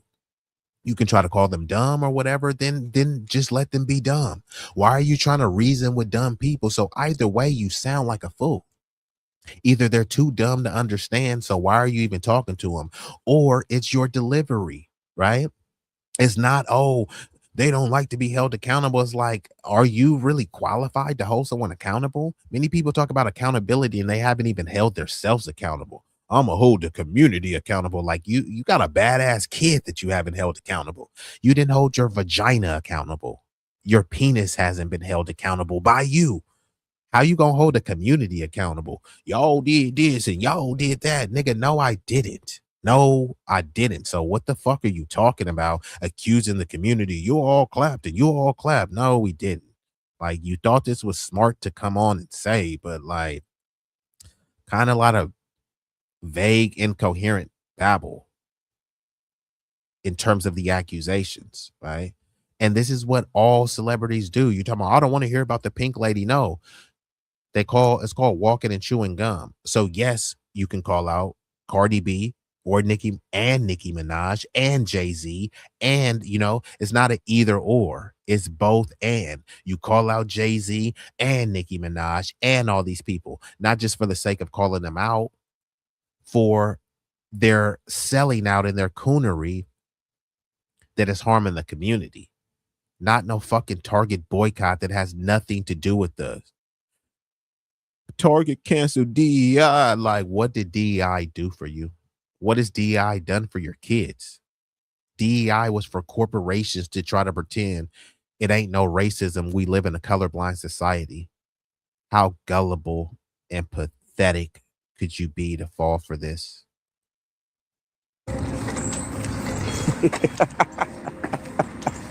Diabolical. Sheep.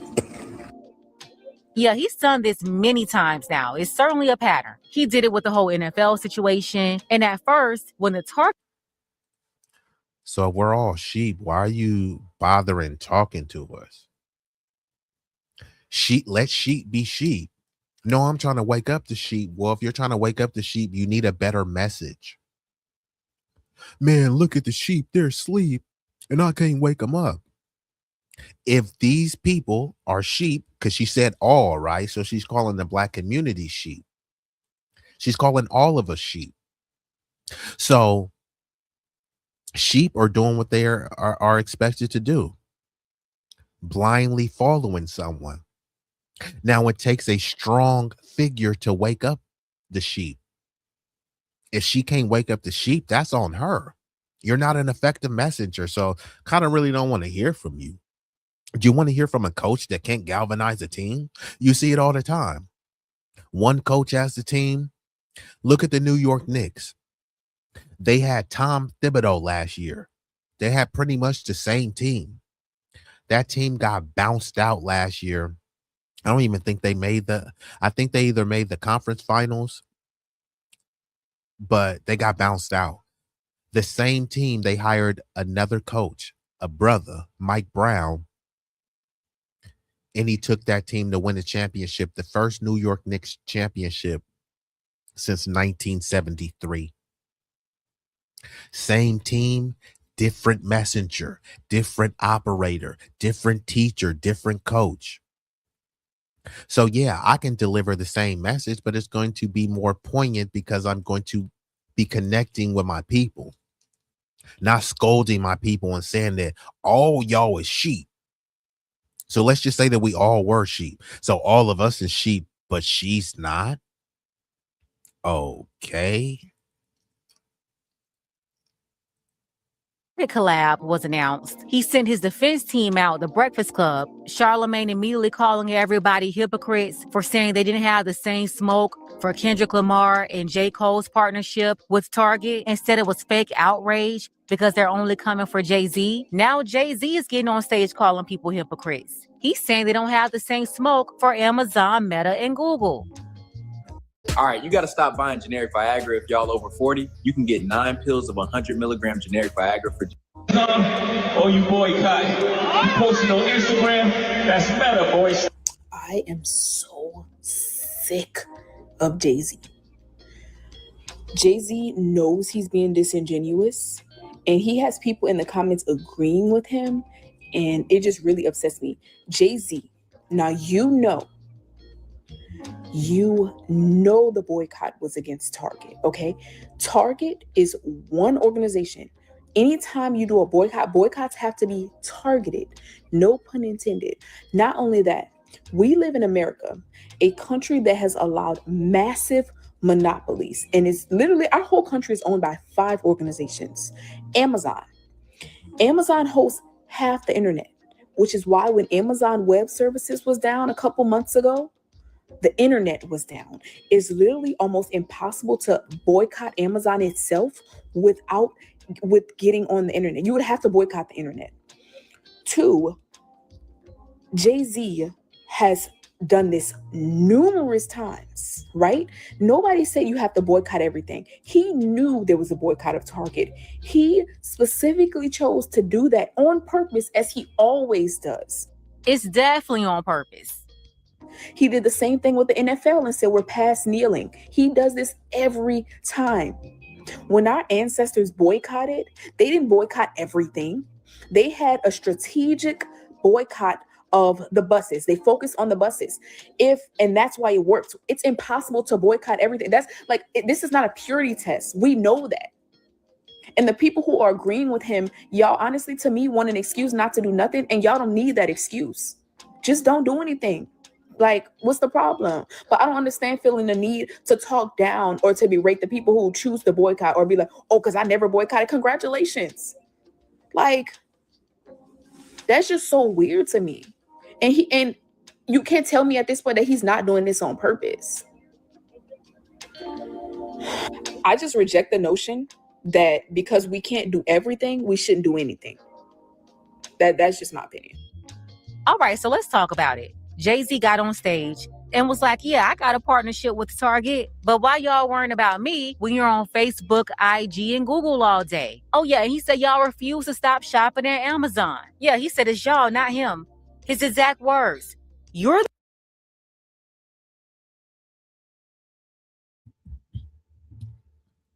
So shout out to MD. It says only way a boycott will work, you actually have to do it. Correct. And that's the whole thing, right? Even when voting, right?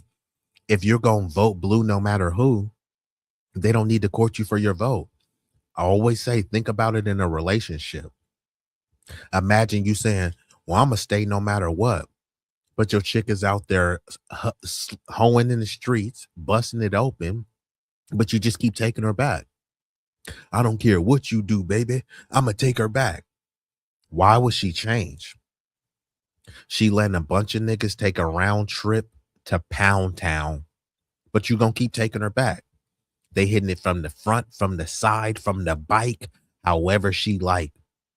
And you're going to keep taking her back. Why would she change? So yeah, if these cats keep doing this coonery and buffoonery and you still keep supporting them because you like their music or you like some of their artwork, why would they change? Yeah, no problem. Now, just to be clear, hey, I can give a wrench and I can take a wrench, but I ain't with the petty stuff about taking wrenches. Like, if as long as you consistent with the support, I don't think the science of wrenches is that deep to me.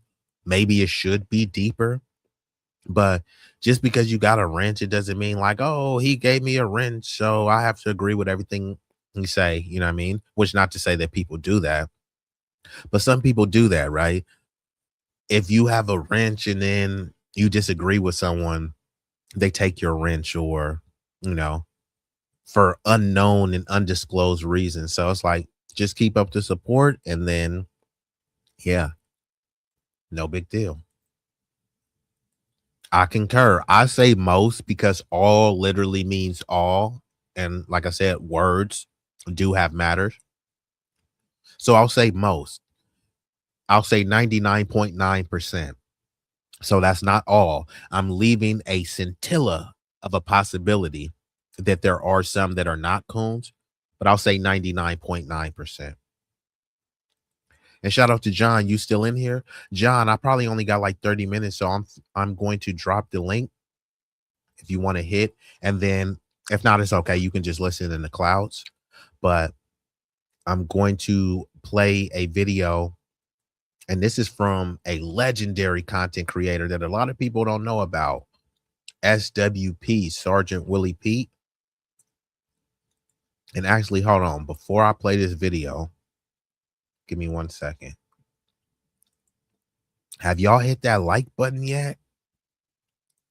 I'm just saying. If not, don't worry. Here's a friendly reminder. Time for a like intermission. We kindly request that you show love to the channel's creator and platform by leaving a like, sharing, commenting, and subscribing. Don't forget to turn on the notification bell to stay up to date with all the latest content. Liking posts is completely free and helps the algorithm boost our reach. We want to grow the community larger and larger. So thank you all who take the time to support us. It does mean the world to us and doesn't go unnoticed.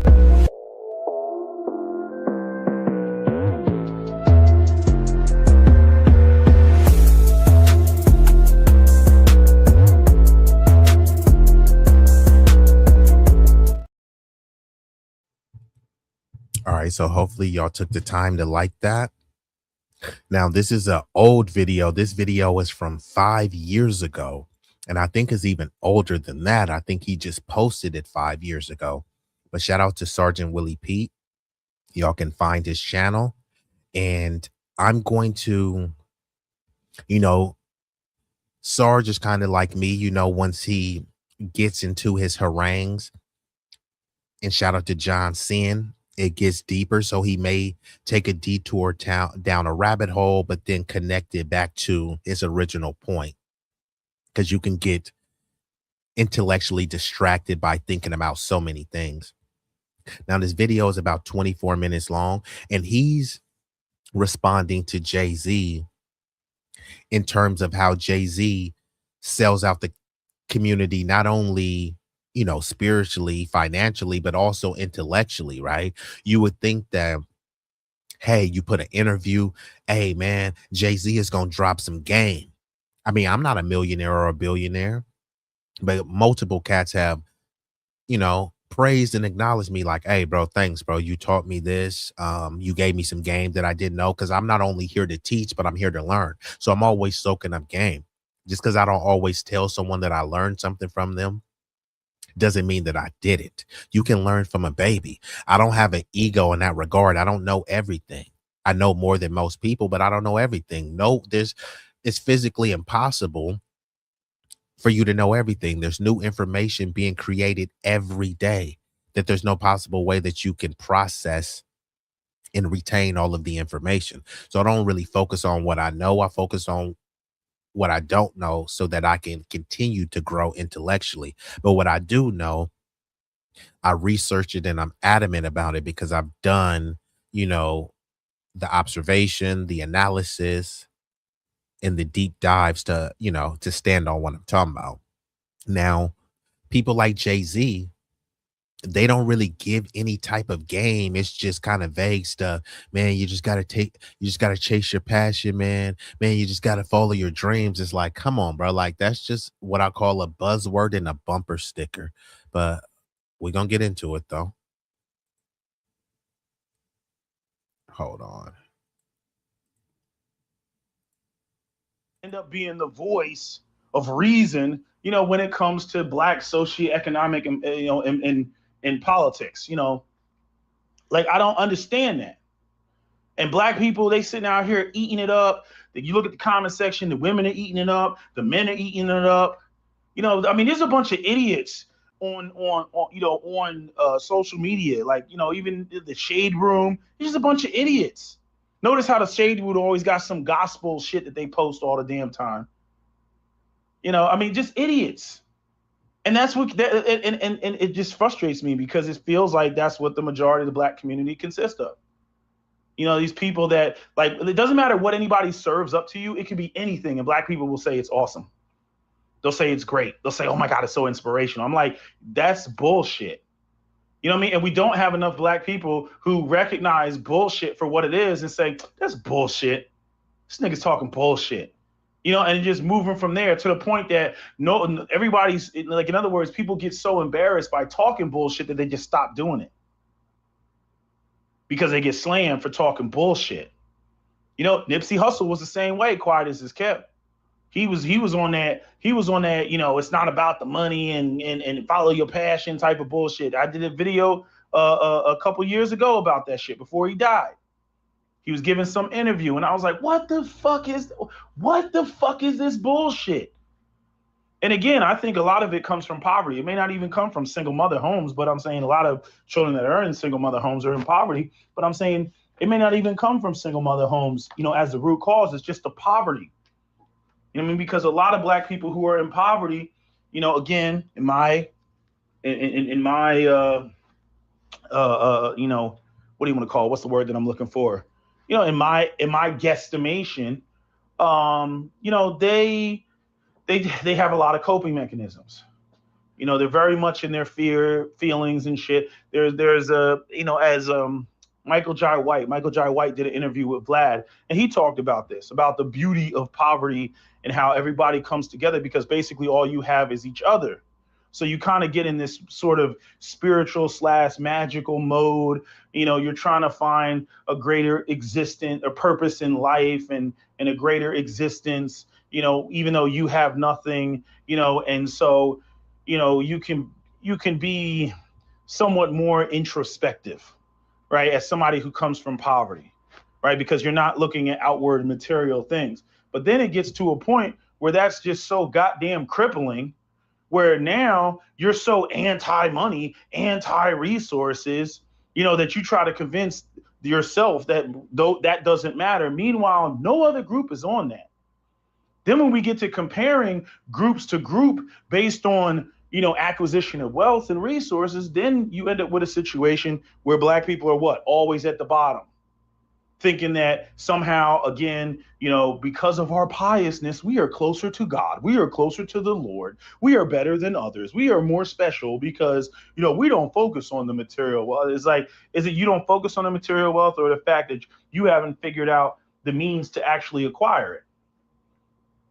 Because you're so busy, basically blocking yourself with feel-goodery and emotions and all these sort of coping mechanisms that you end up with a situation where, you basically talked yourself out of a comfortable existence.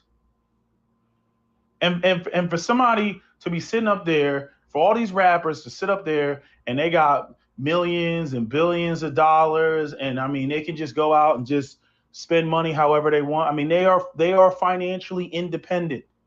Jay-Z could stop doing everything he's doing right now at this moment, and he will be good until he's 97 years old. Okay, that's how much wealth he has. The majority of black people out here living paycheck to paycheck, and they look up to Jay-Z, and Jay-Z got the audacity to go up there and say some dumb shit like that.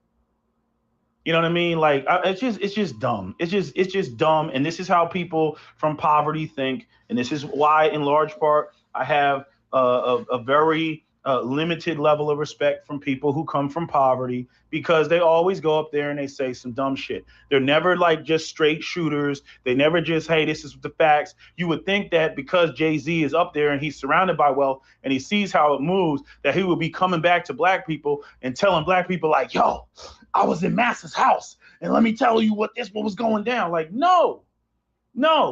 Jay-Z comes back like a fucking agent telling black people the same bullshit that Massa would tell us, which is, oh, slaves, it's not about the money. It's about follow your passion. Yes, you go do that. Meanwhile, I'm going to go, count all of my coins and go to my Scrooge McDuck vault and swim in all these coins. Just stupid. So yeah, like I said, that's SWP. I got a little bit more to play, but I know bro is very animated with his commentary. But I agree with most of what he was saying. I think that, and mind you, this was 5 years ago, and some of these rants are off the cuff. So some things, are privy to being fact checked. I know MD says that's not what Nip was saying. I think he was referring to a specific interview. I think, Nip did multiple interviews. So there could have been some where he was, saying everything, that people wanted to hear. And maybe there are some ones that were, able to be scrutinized. But I don't really look at these cats for like that type of advice. But if you are going to try to pretend that you're giving advice, at least give some sound advice. And shout out to the East Coast finest, Mr. Nassau County, Roger Meadows. He said you might not get what passion mean, maybe. Nah, I'm pretty sure he gets it. So SWP is what he would describe himself as a EL, and that's called an educated lame. It's kind of like a moniker how they use any random nigga from the hood. They call like a Pookie or Ray, Jamal, and all this stuff. So he would be the counterpart of that, which would be considered an EL, an educated lame. But he's more of a more abrasive with his rhetoric and stuff. So a lot of the perspectives, and shout out to my bro Street Media TV, he's one of the some people that say you got to take the emotion out of it too. I'm just speaking in general, not saying to you or anyone else. I'm just saying as a collective and just as a human being, as an adult, sometimes you just got to take the emotion out of your analysis and your perspective and just look at it, very impartially. And sometimes it's hard to do that, especially being part of a marginalized community. But in order to understand how certain politics work, how power dynamics work, you definitely have to do that. Because sometimes people will say, oh, this group is too emotional. And I think every group is emotional because I can go down the litany of emotions, right? Happiness is emotions, but they never really talk about people being too happy, but that's an emotion. They'll talk about people being too sad and acting like victims. But if somebody is living their best life and don't, people can accuse them of being overly emotional because you're overly happy, but that's not what people do. If someone says something that they don't like or they complain or what someone would consider bellyache, and then they say that's too emotional, but we're all emotional creatures. So we do need to tap in to more of our emotions, and we just need to harness them and use them appropriately, right? We do need to, if you're traumatized, you do need to tap into your sadness. Just don't be a sad victim. You know what I mean? Maybe you need to seek therapy. Maybe you need to do something that's a healthy form of escapism, not like some drug induced activity or gambling or anything. A healthy form of escapism, whether it's working out, creating some artwork, so it's a lot of things that we can do. But Roger says, do you remember that guy 1 to 2 years ago came on Sab Zoom and sounded like he was a president of Jay-Z fan club, just jocking for him? Yeah, that dude, yeah, bro, lightweight had some testicles in his mouth. Balls. Dude was trying to fight all of us. Yeah, bro was tripping. Yeah, no, yeah, because I think so. This is the thing, because they were asking Jay-Z. This is the thing. If you guys are billionaires in our community, because the other communities are not doing that, right? The Jewish community is setting up the young Jewish people to be the leaders of society, right? They're not telling them, hey, just following your passion. They're saying, nah, bro, we need doctors in our community. Some of y'all are going to be doctors. We need firemen in our community. Some of y'all are going to be because they just say, just follow your passion. Some people have a passion for sex. So should your daughter be a hoe because she loves to have sex? Wouldn't she be following her passion? You know what I mean? Hey, some people's passion is to Netflix and chill and smoke weed. So they should try to get a job at a dispensary because they love weed. So without clarifying and giving actually substantive game, hey, look, man, people should be going in this. Hey, if Jay-Z had said this, hey, look, I'm a billionaire. You know what I mean? But, not all of us need to go to college, man. Many of you guys, could go through skilled trades and all this stuff. Like, that would be something simple. That would be very basic. But Jay-Z never talks like that. All he talks about is follow your passion and you can be like me. How the hell am I going to be like you? The only way you're going to be like him is if you go into those white parties getting buck broken, getting fondled by white billionaires. I'm not willing to do that. So I guess I'll never be a billionaire. So then what? Like, you know what I mean? My manhood will be diminished if I don't be a billionaire. Like, come on, bro. Like, what are we talking about here? You're praising Jesus, a dude who was broke, an individual who by modern standards had no money. You're praising him, but at the same time, you're meat riding Jay-Z because he has money and chains. Guess who else has chains? Slaves. You there, John?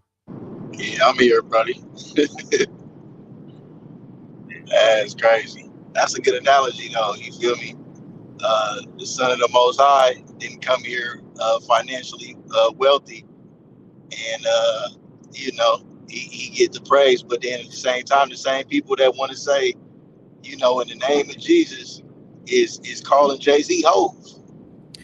I mean, remember, and where is Malik? It's like, don't come. I ain't gonna be here too long. Where is Malik? Because remember, Malik, when you were making these accusations, Malik said that the reason, and I'm paraphrasing, but he said, John, the reason why you can't understand, in his words, Hove music no more is because he's past your tax bracket. Like you can't afford the lifestyle. No, he's saying like you had to have brick. Jay-Z talk that you had to be a brick hustler, not just a regular hustler, but you had to have weight. Like you had to be a real serious D-boy to understand and connect with Jay-Z's music. That was his shit.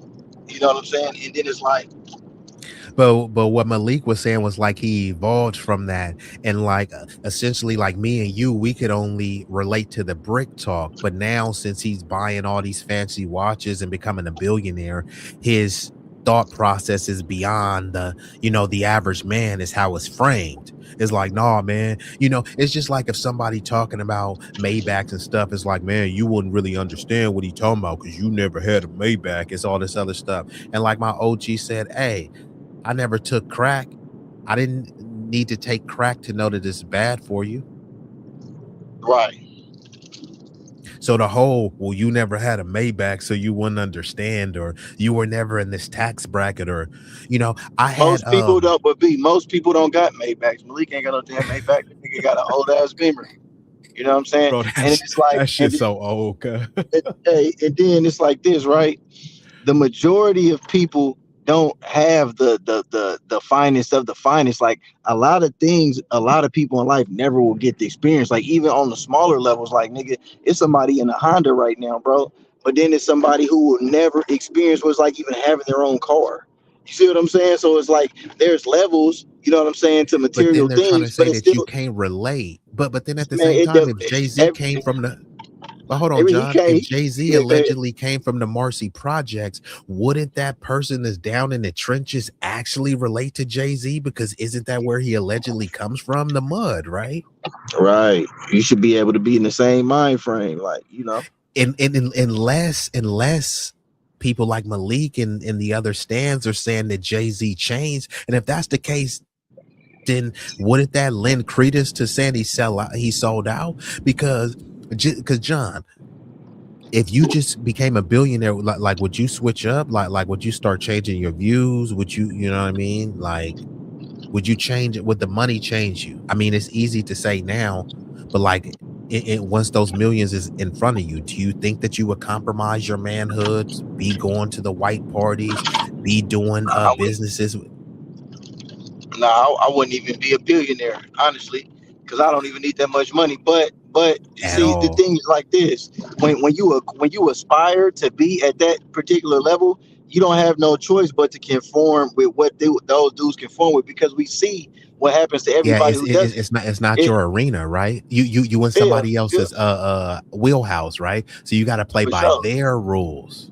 But show that, and we see what's happening, like with the crypto, the crypto billionaire, trillionaires, you know what I'm saying? They got all that money, and they still ending up dead and missing and all kind of shit like that. So you already see ugly. when you're not conforming, Yeah, so you know that anybody who's a celebrity entertainer, they definitely hop into the rhythm that they tell them to hop to, because nigga, you ain't gonna be And hopping. John, It's think simple as about this, bro. These people, they say that they either were or were around the killers, dealers, and stillers, right? So they're not afraid to pull out a gun. They're not afraid to split a wig, right? But they that. are too afraid to tell them their Jewish or non-black manager that gave them a 360 deal and buck broke them financially. Matter of fact, they'll say, nigga, where you at? I'll pull up on you right now and slide on you. But they won't slide on the dude who literally broke them for millions, owning their Yeah, royalty, ass caps, and all this stuff. And then you're supposed to look at them, man, he really with the shit. He's with the shit yeah. with who? Jay Z, he rapping about stabbing Unrevere, but he won't even swing a hand at Leor Cohen or Hey, fucking. You know what I'm saying? did you Like see that you. video when he was with Einstein, Harvey Weinstein? Did you see that video? Somebody was asking Jay-Z a question, and I think the Harvey Weinstein dude, who is like a convicted pedo, you know who Yeah, that the is, dude that right? was behind it. I only remember we looked it up on It Gets Deeper, nigga. I pulled up his whole shit, nigga. The company that he's Bro, he behind was and all the shit. stepping in for Jay-Z and like speaking for so it's like you got bro at the white part, and they're always getting like kind of fondled by these dudes, bro. They be like hugging them. Hell, like, come on, John, we brothers, bro. I love you, bro. I have no issue saying that. But nigga, there's no photos of me like holding this nigga close to my bosom and like, come on, bro. What is I'm just Yeah, these saying, bro. niggas they do all that sexualizing type shit. You know what I mean? It's kind of like But hold on, peep this. Malik never said pause to all that though.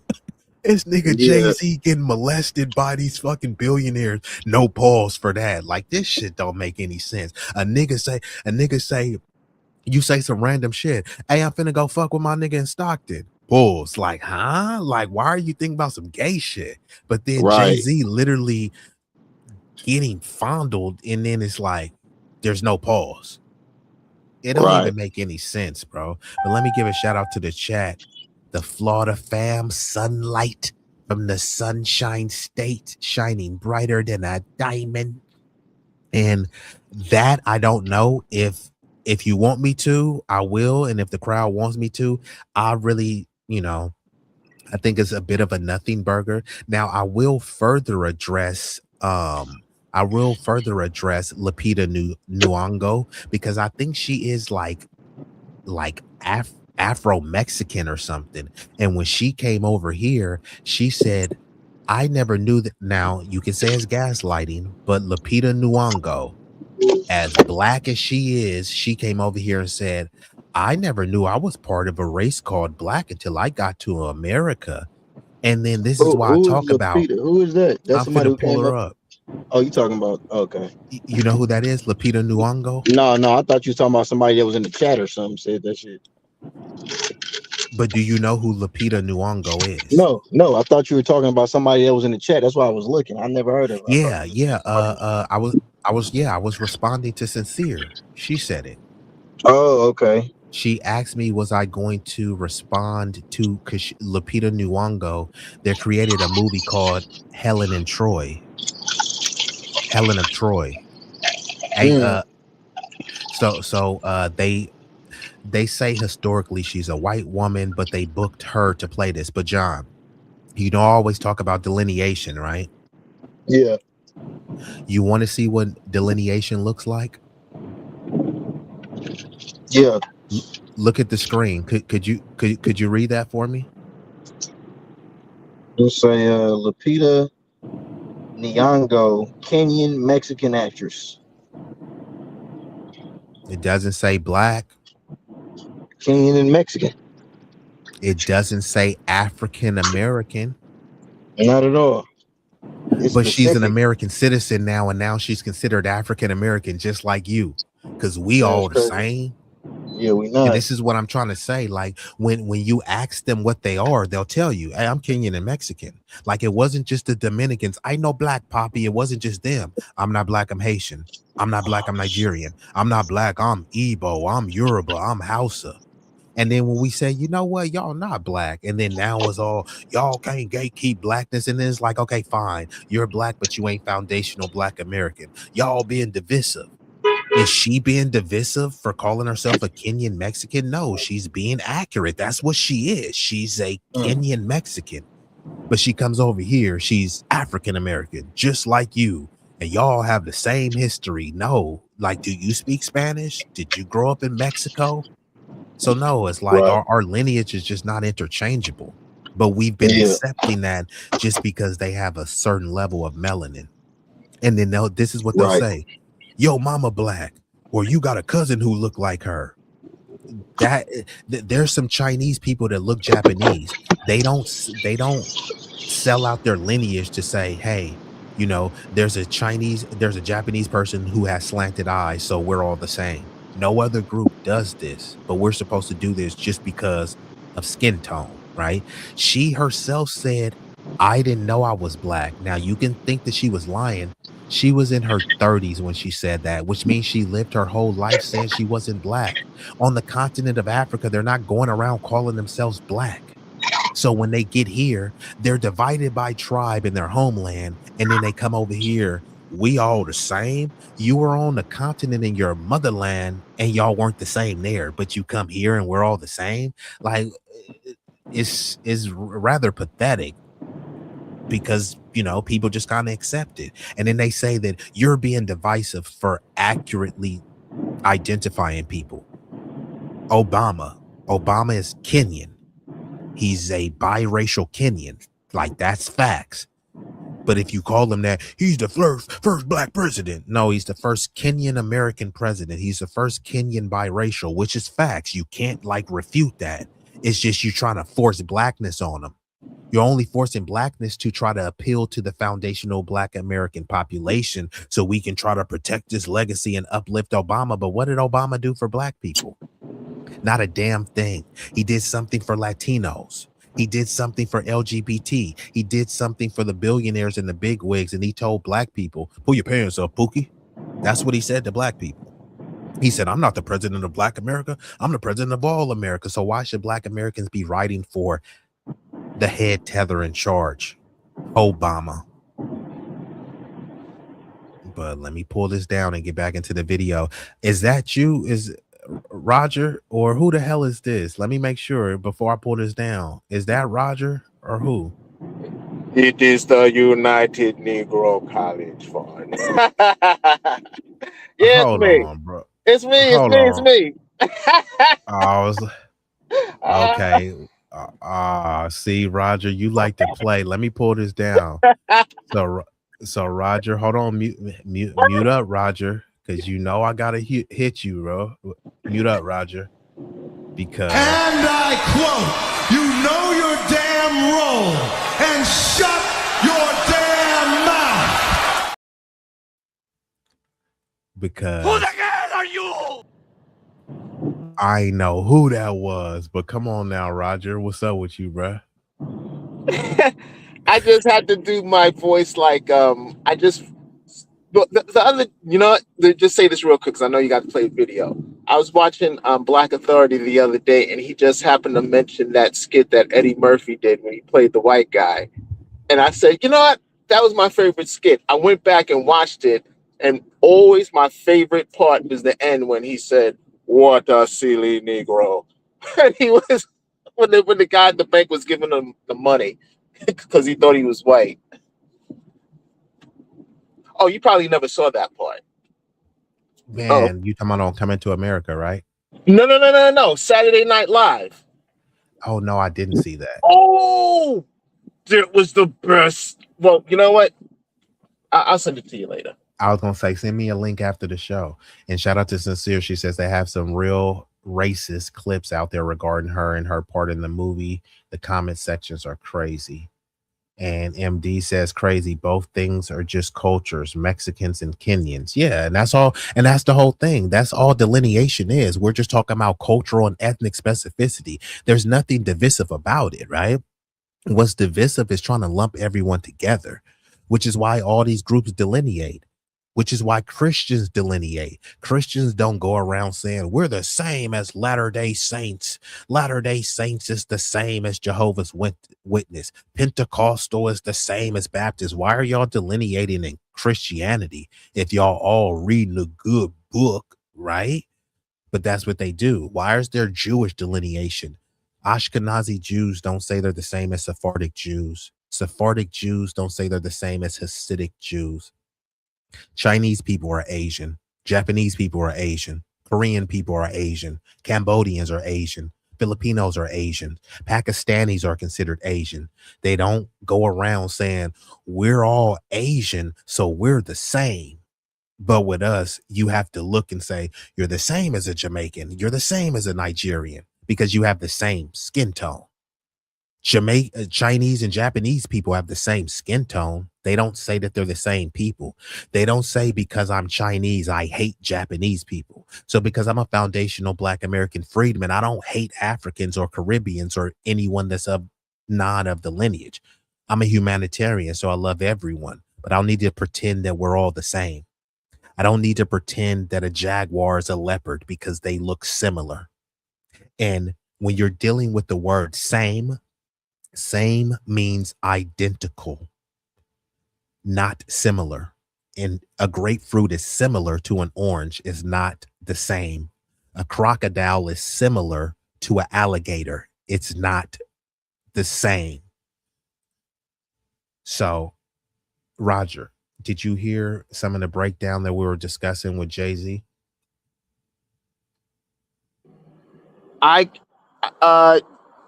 Yes, I mean I got on maybe 15 minutes ago, but I did hear you talking about, Jay-Z, and the guy was doing some commentary. That's when I responded about that guy from our call-in. Oh yeah, no, I got you. But John, did you have anything to add with the Jay-Z, like with the freestyle? I mean, like, was it hot?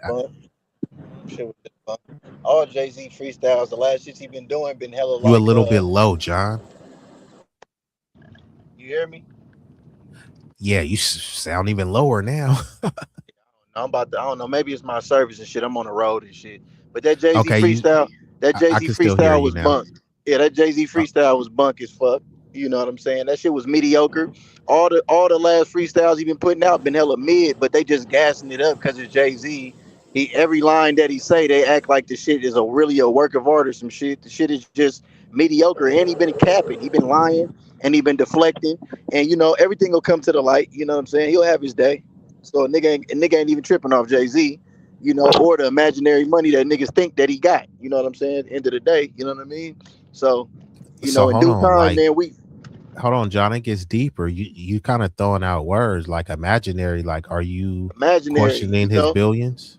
It's not even a question, nigga. It ain't there. It don't exist, because the same way how they say he just lost what, like half of a billion. They A said he couple just lost half $1 billion with like a because bill, right? he didn't get the casino deal that Nas got or some shit like that. And then they saying, It's yeah, I mean it's a few things, like people, he didn't lost. Jay-Z don't win. Nobody wins all the time, just to be correct all the way. But they try to make it like he just don't be taking no L's, bro. Jay-Z be taking L's. That's why he back at them white parties and shit like that. He ain't doing no Rock Nation brunches. He at the white party, you know what I'm saying, trying to play nice and shit, man. He know that the writing is on the And you wall know and what? shit. Actually, he was on the shelf, bro. Was stagnant. But then remember, matter of fact, we didn't hear nothing from bro, like because some people he tried to hide clear, because he was cooning and buffooning with the whole NFL stuff, and then he was just playing his role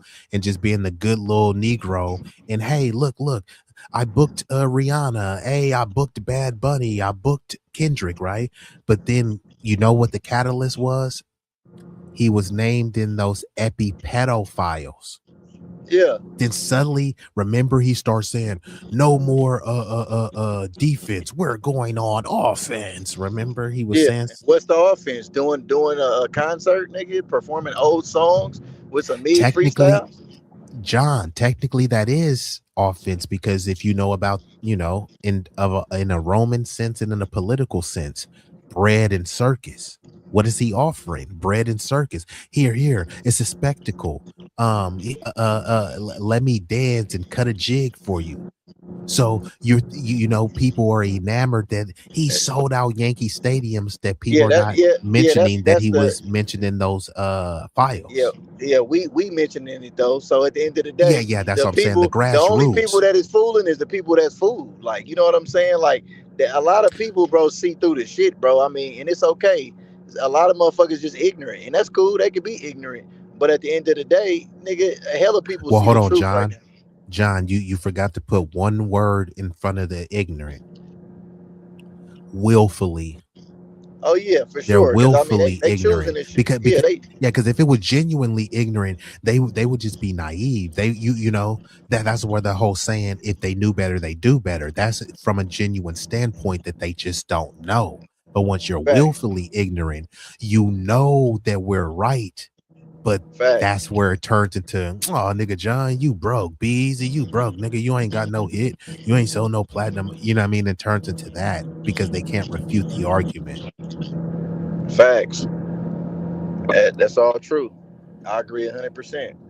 But then there's also nothing tough about it too, because then on one hand you'll act like Jay-Z. So think about this. It's just a lot of like coonery and contradictions, right? They'll try to act like, well, Jay-Z got money and Jay-Z is tough and all this stuff. But then if a nigga hypothetically were to slap Jay-Z, oh, see, they would be talking about black on black crime. But I thought you said this nigga was tough. So then when I would go and mark this nigga out, you won't call me tough, right? Jay-Z is talking about catching bodies. And then if somebody, harmed him, hypothetically, not wishing that harm, like that person wouldn't get any credit. So it's like Jay-Z is supposed to get credit for selling out, but you don't get credit for calling him out for being a sellout. It just doesn't Facts. make sense. He can get credit for hustling and selling dope to your kids. And then when you say, all right, fine, if Jay-Z got glorified from here, I'm gonna sell a little bit dope. See, that's the problem with black folks, black culture, and fatherless homes and all that shit. It's like, nigga, you praise Jay-Z for doing this shit. You feel I me? know what. It Niggas just got don't even make sense. I niggas know what. gotta just stop praising money at the end of the day, Yes. bro. Yes. Go ahead, Roger. So I know what video you're talking about when someone was asking Jay-Z something and then Harvey Weinstein came in there and came to his rescue and was just like, come on, we gotta go, or hey, we're not talking about this, or whatever the case is.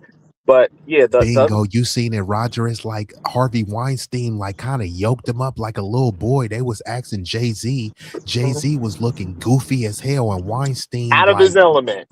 That's the face that you have when you are out of your element. You yeah. ain't in Now your that you say street. that, he did look like a deer in headlights. Go ahead, Roger. Yeah, but no, what my man just said about, like we've always valued money, just like, like, oh, you broke nigga, like, oh, a bunch of broke niggas. They ain't got no value because they broke. So we're placing value on money.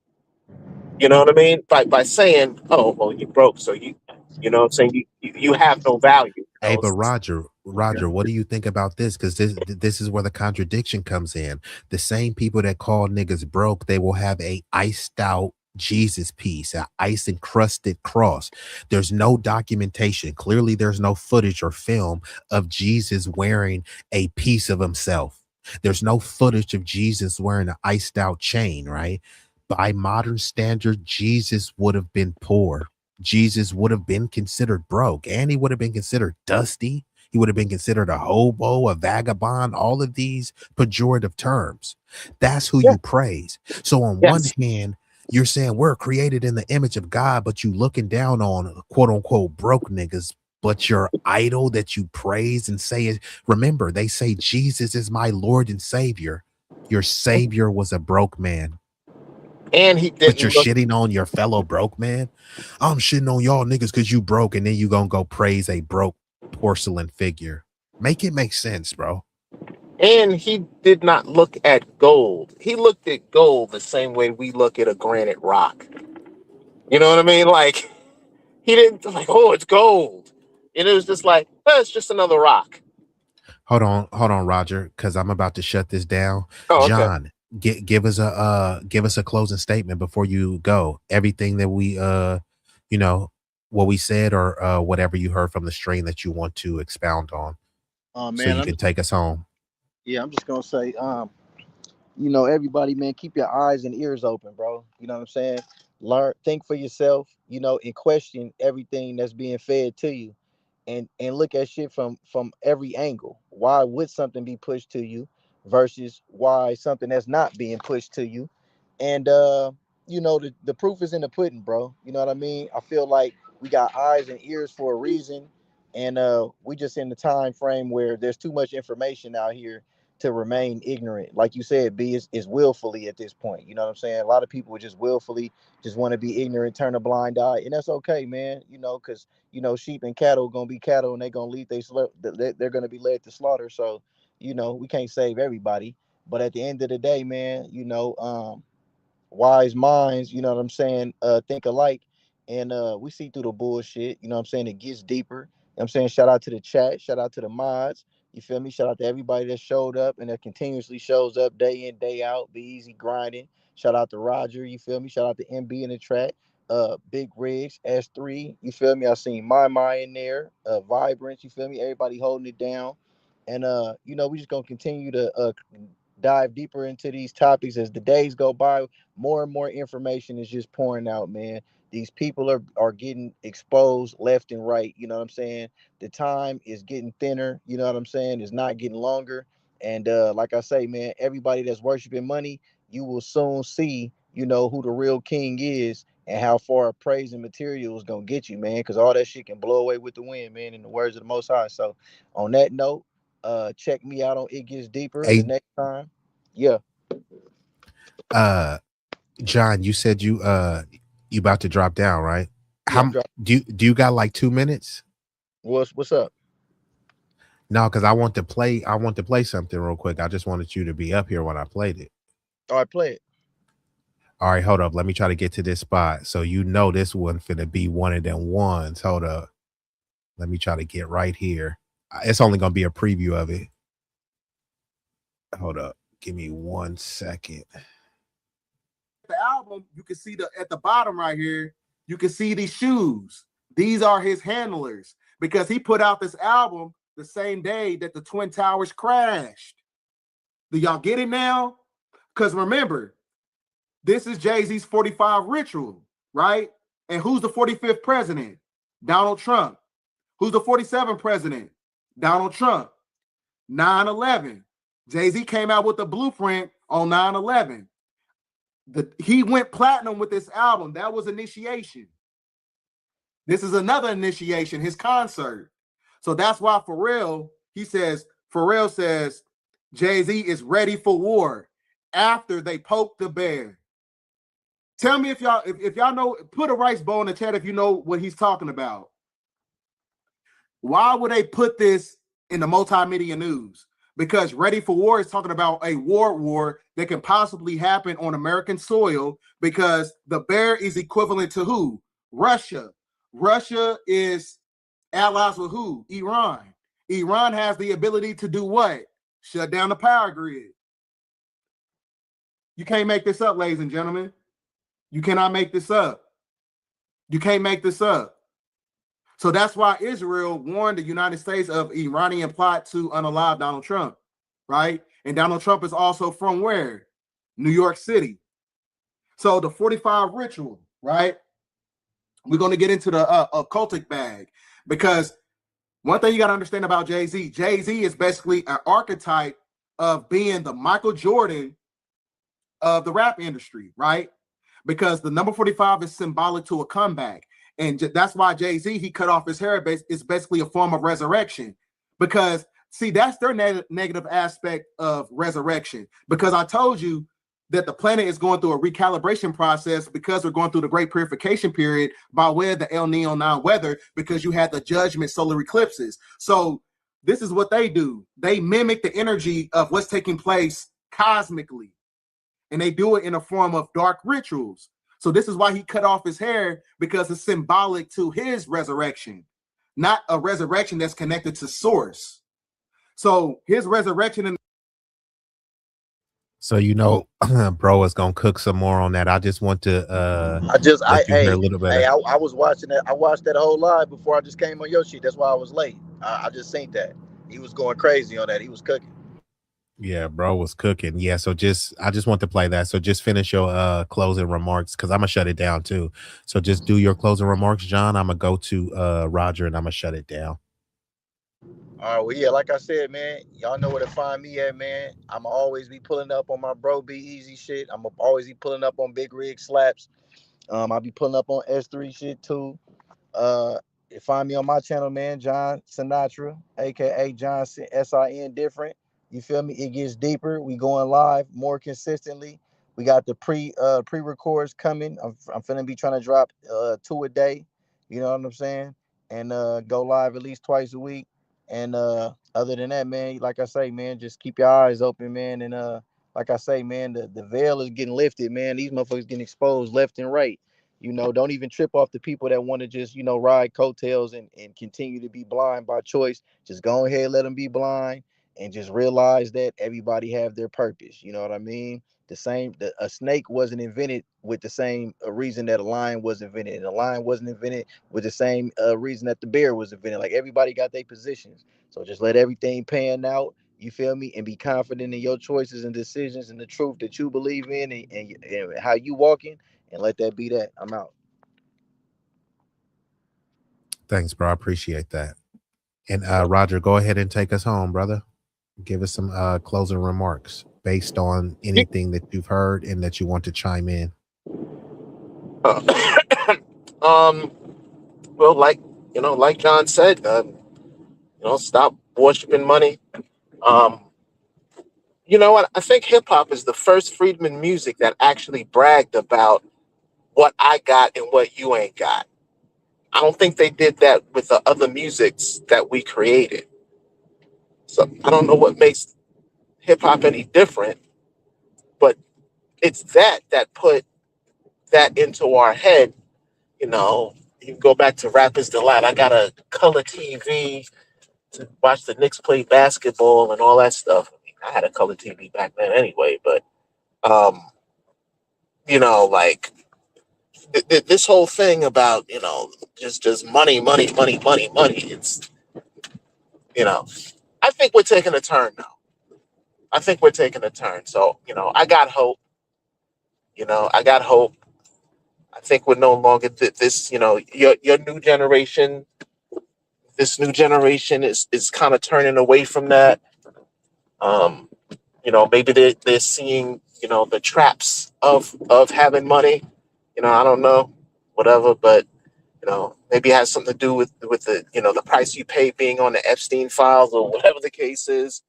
But I do see something changing with your generation, with Generation Z, and who knows what happens with the kids, with Generation Alpha. So, I mean, that's it. I really can't follow what John said. That was like, you expect me to follow that.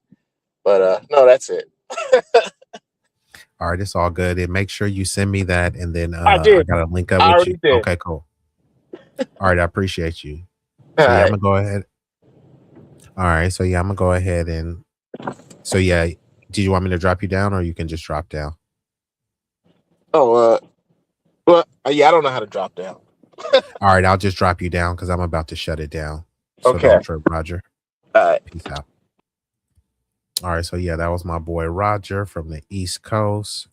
And hold on, let me just bam. All right, so I got you up out of here, Roger. But hopefully you're still gonna come back and watch. And yeah. So now that y'all heard that, this isn't just about Jay-Z. This is about the majority of celebrities, public figures who are getting paid by those folks. They say who funds you runs you. So, look at who these people are being funded by. Now, I think this has been a fruitful stream, and I'm going to get ready to shut her down. Now, hold on. Before I get up out of here, let me see. Give me one moment. So let me hit y'all with a couple visuals before I get up out of here. But I do appreciate y'all. Y'all could have been anywhere in the world. Y'all chose to be here with me. And for that, I thank you. Yeah. Hey.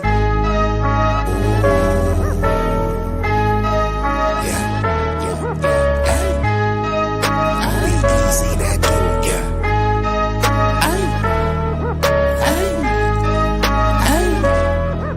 Shit so hot it's burning up. Just go ahead and turn this up.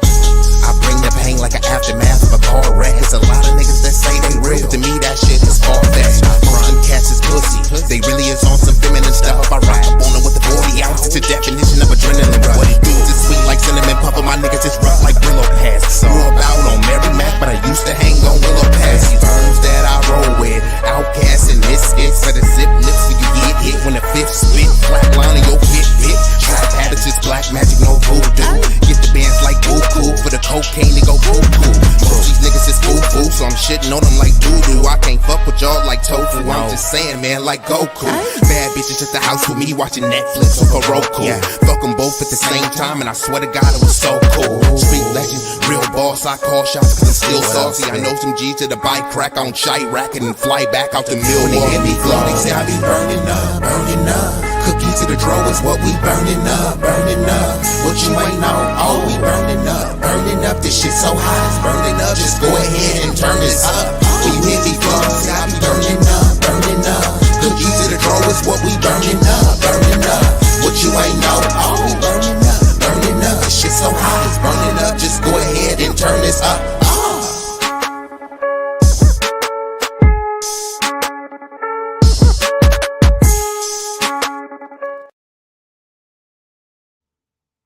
Now, hopefully, y'all have liked the stream. It won't cost you a fee. Like, sharing, commenting is free. Tell a friend to tell a friend. Now, if you are feeling generous, if you want to spread the generosity. If you haven't hit the like button, go ahead and smash that. If you're feeling generous, then you can hit the Cash App. $ easy stack. It's easy to remember. All them donations that you contribute make it feel like it's the 25th of December. Hit the Cash App. It's preferred over Super Chat because YouTube takes 30% off the top, and that's stupid whack. So if you want to see growth and watch the content get greater, send a Cash App to B-Eazy Dat Dude.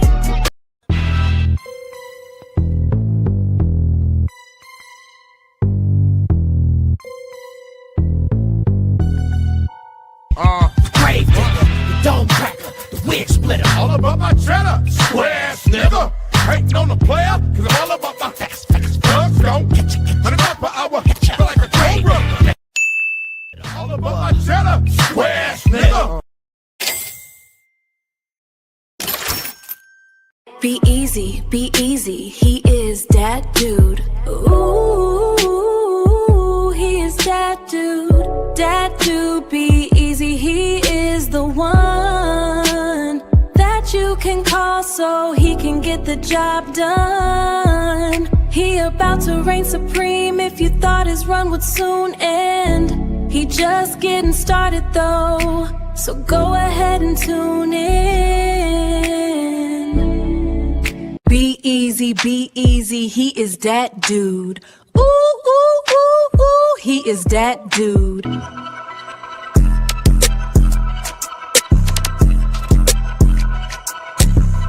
B-Eazy Dat Dude, boy, stop playing. You know you dat dude and been dat dude.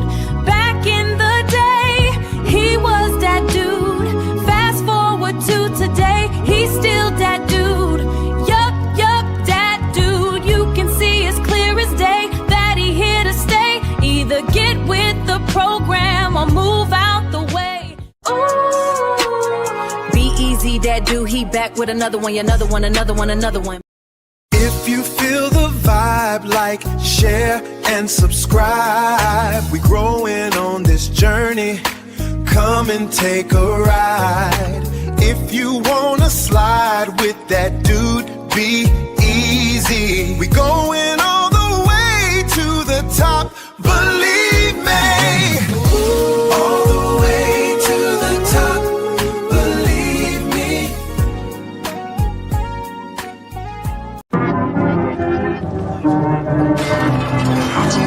Are you not entertained?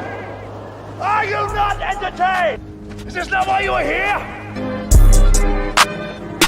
Follow. Be easy. You know you want to. We're waiting.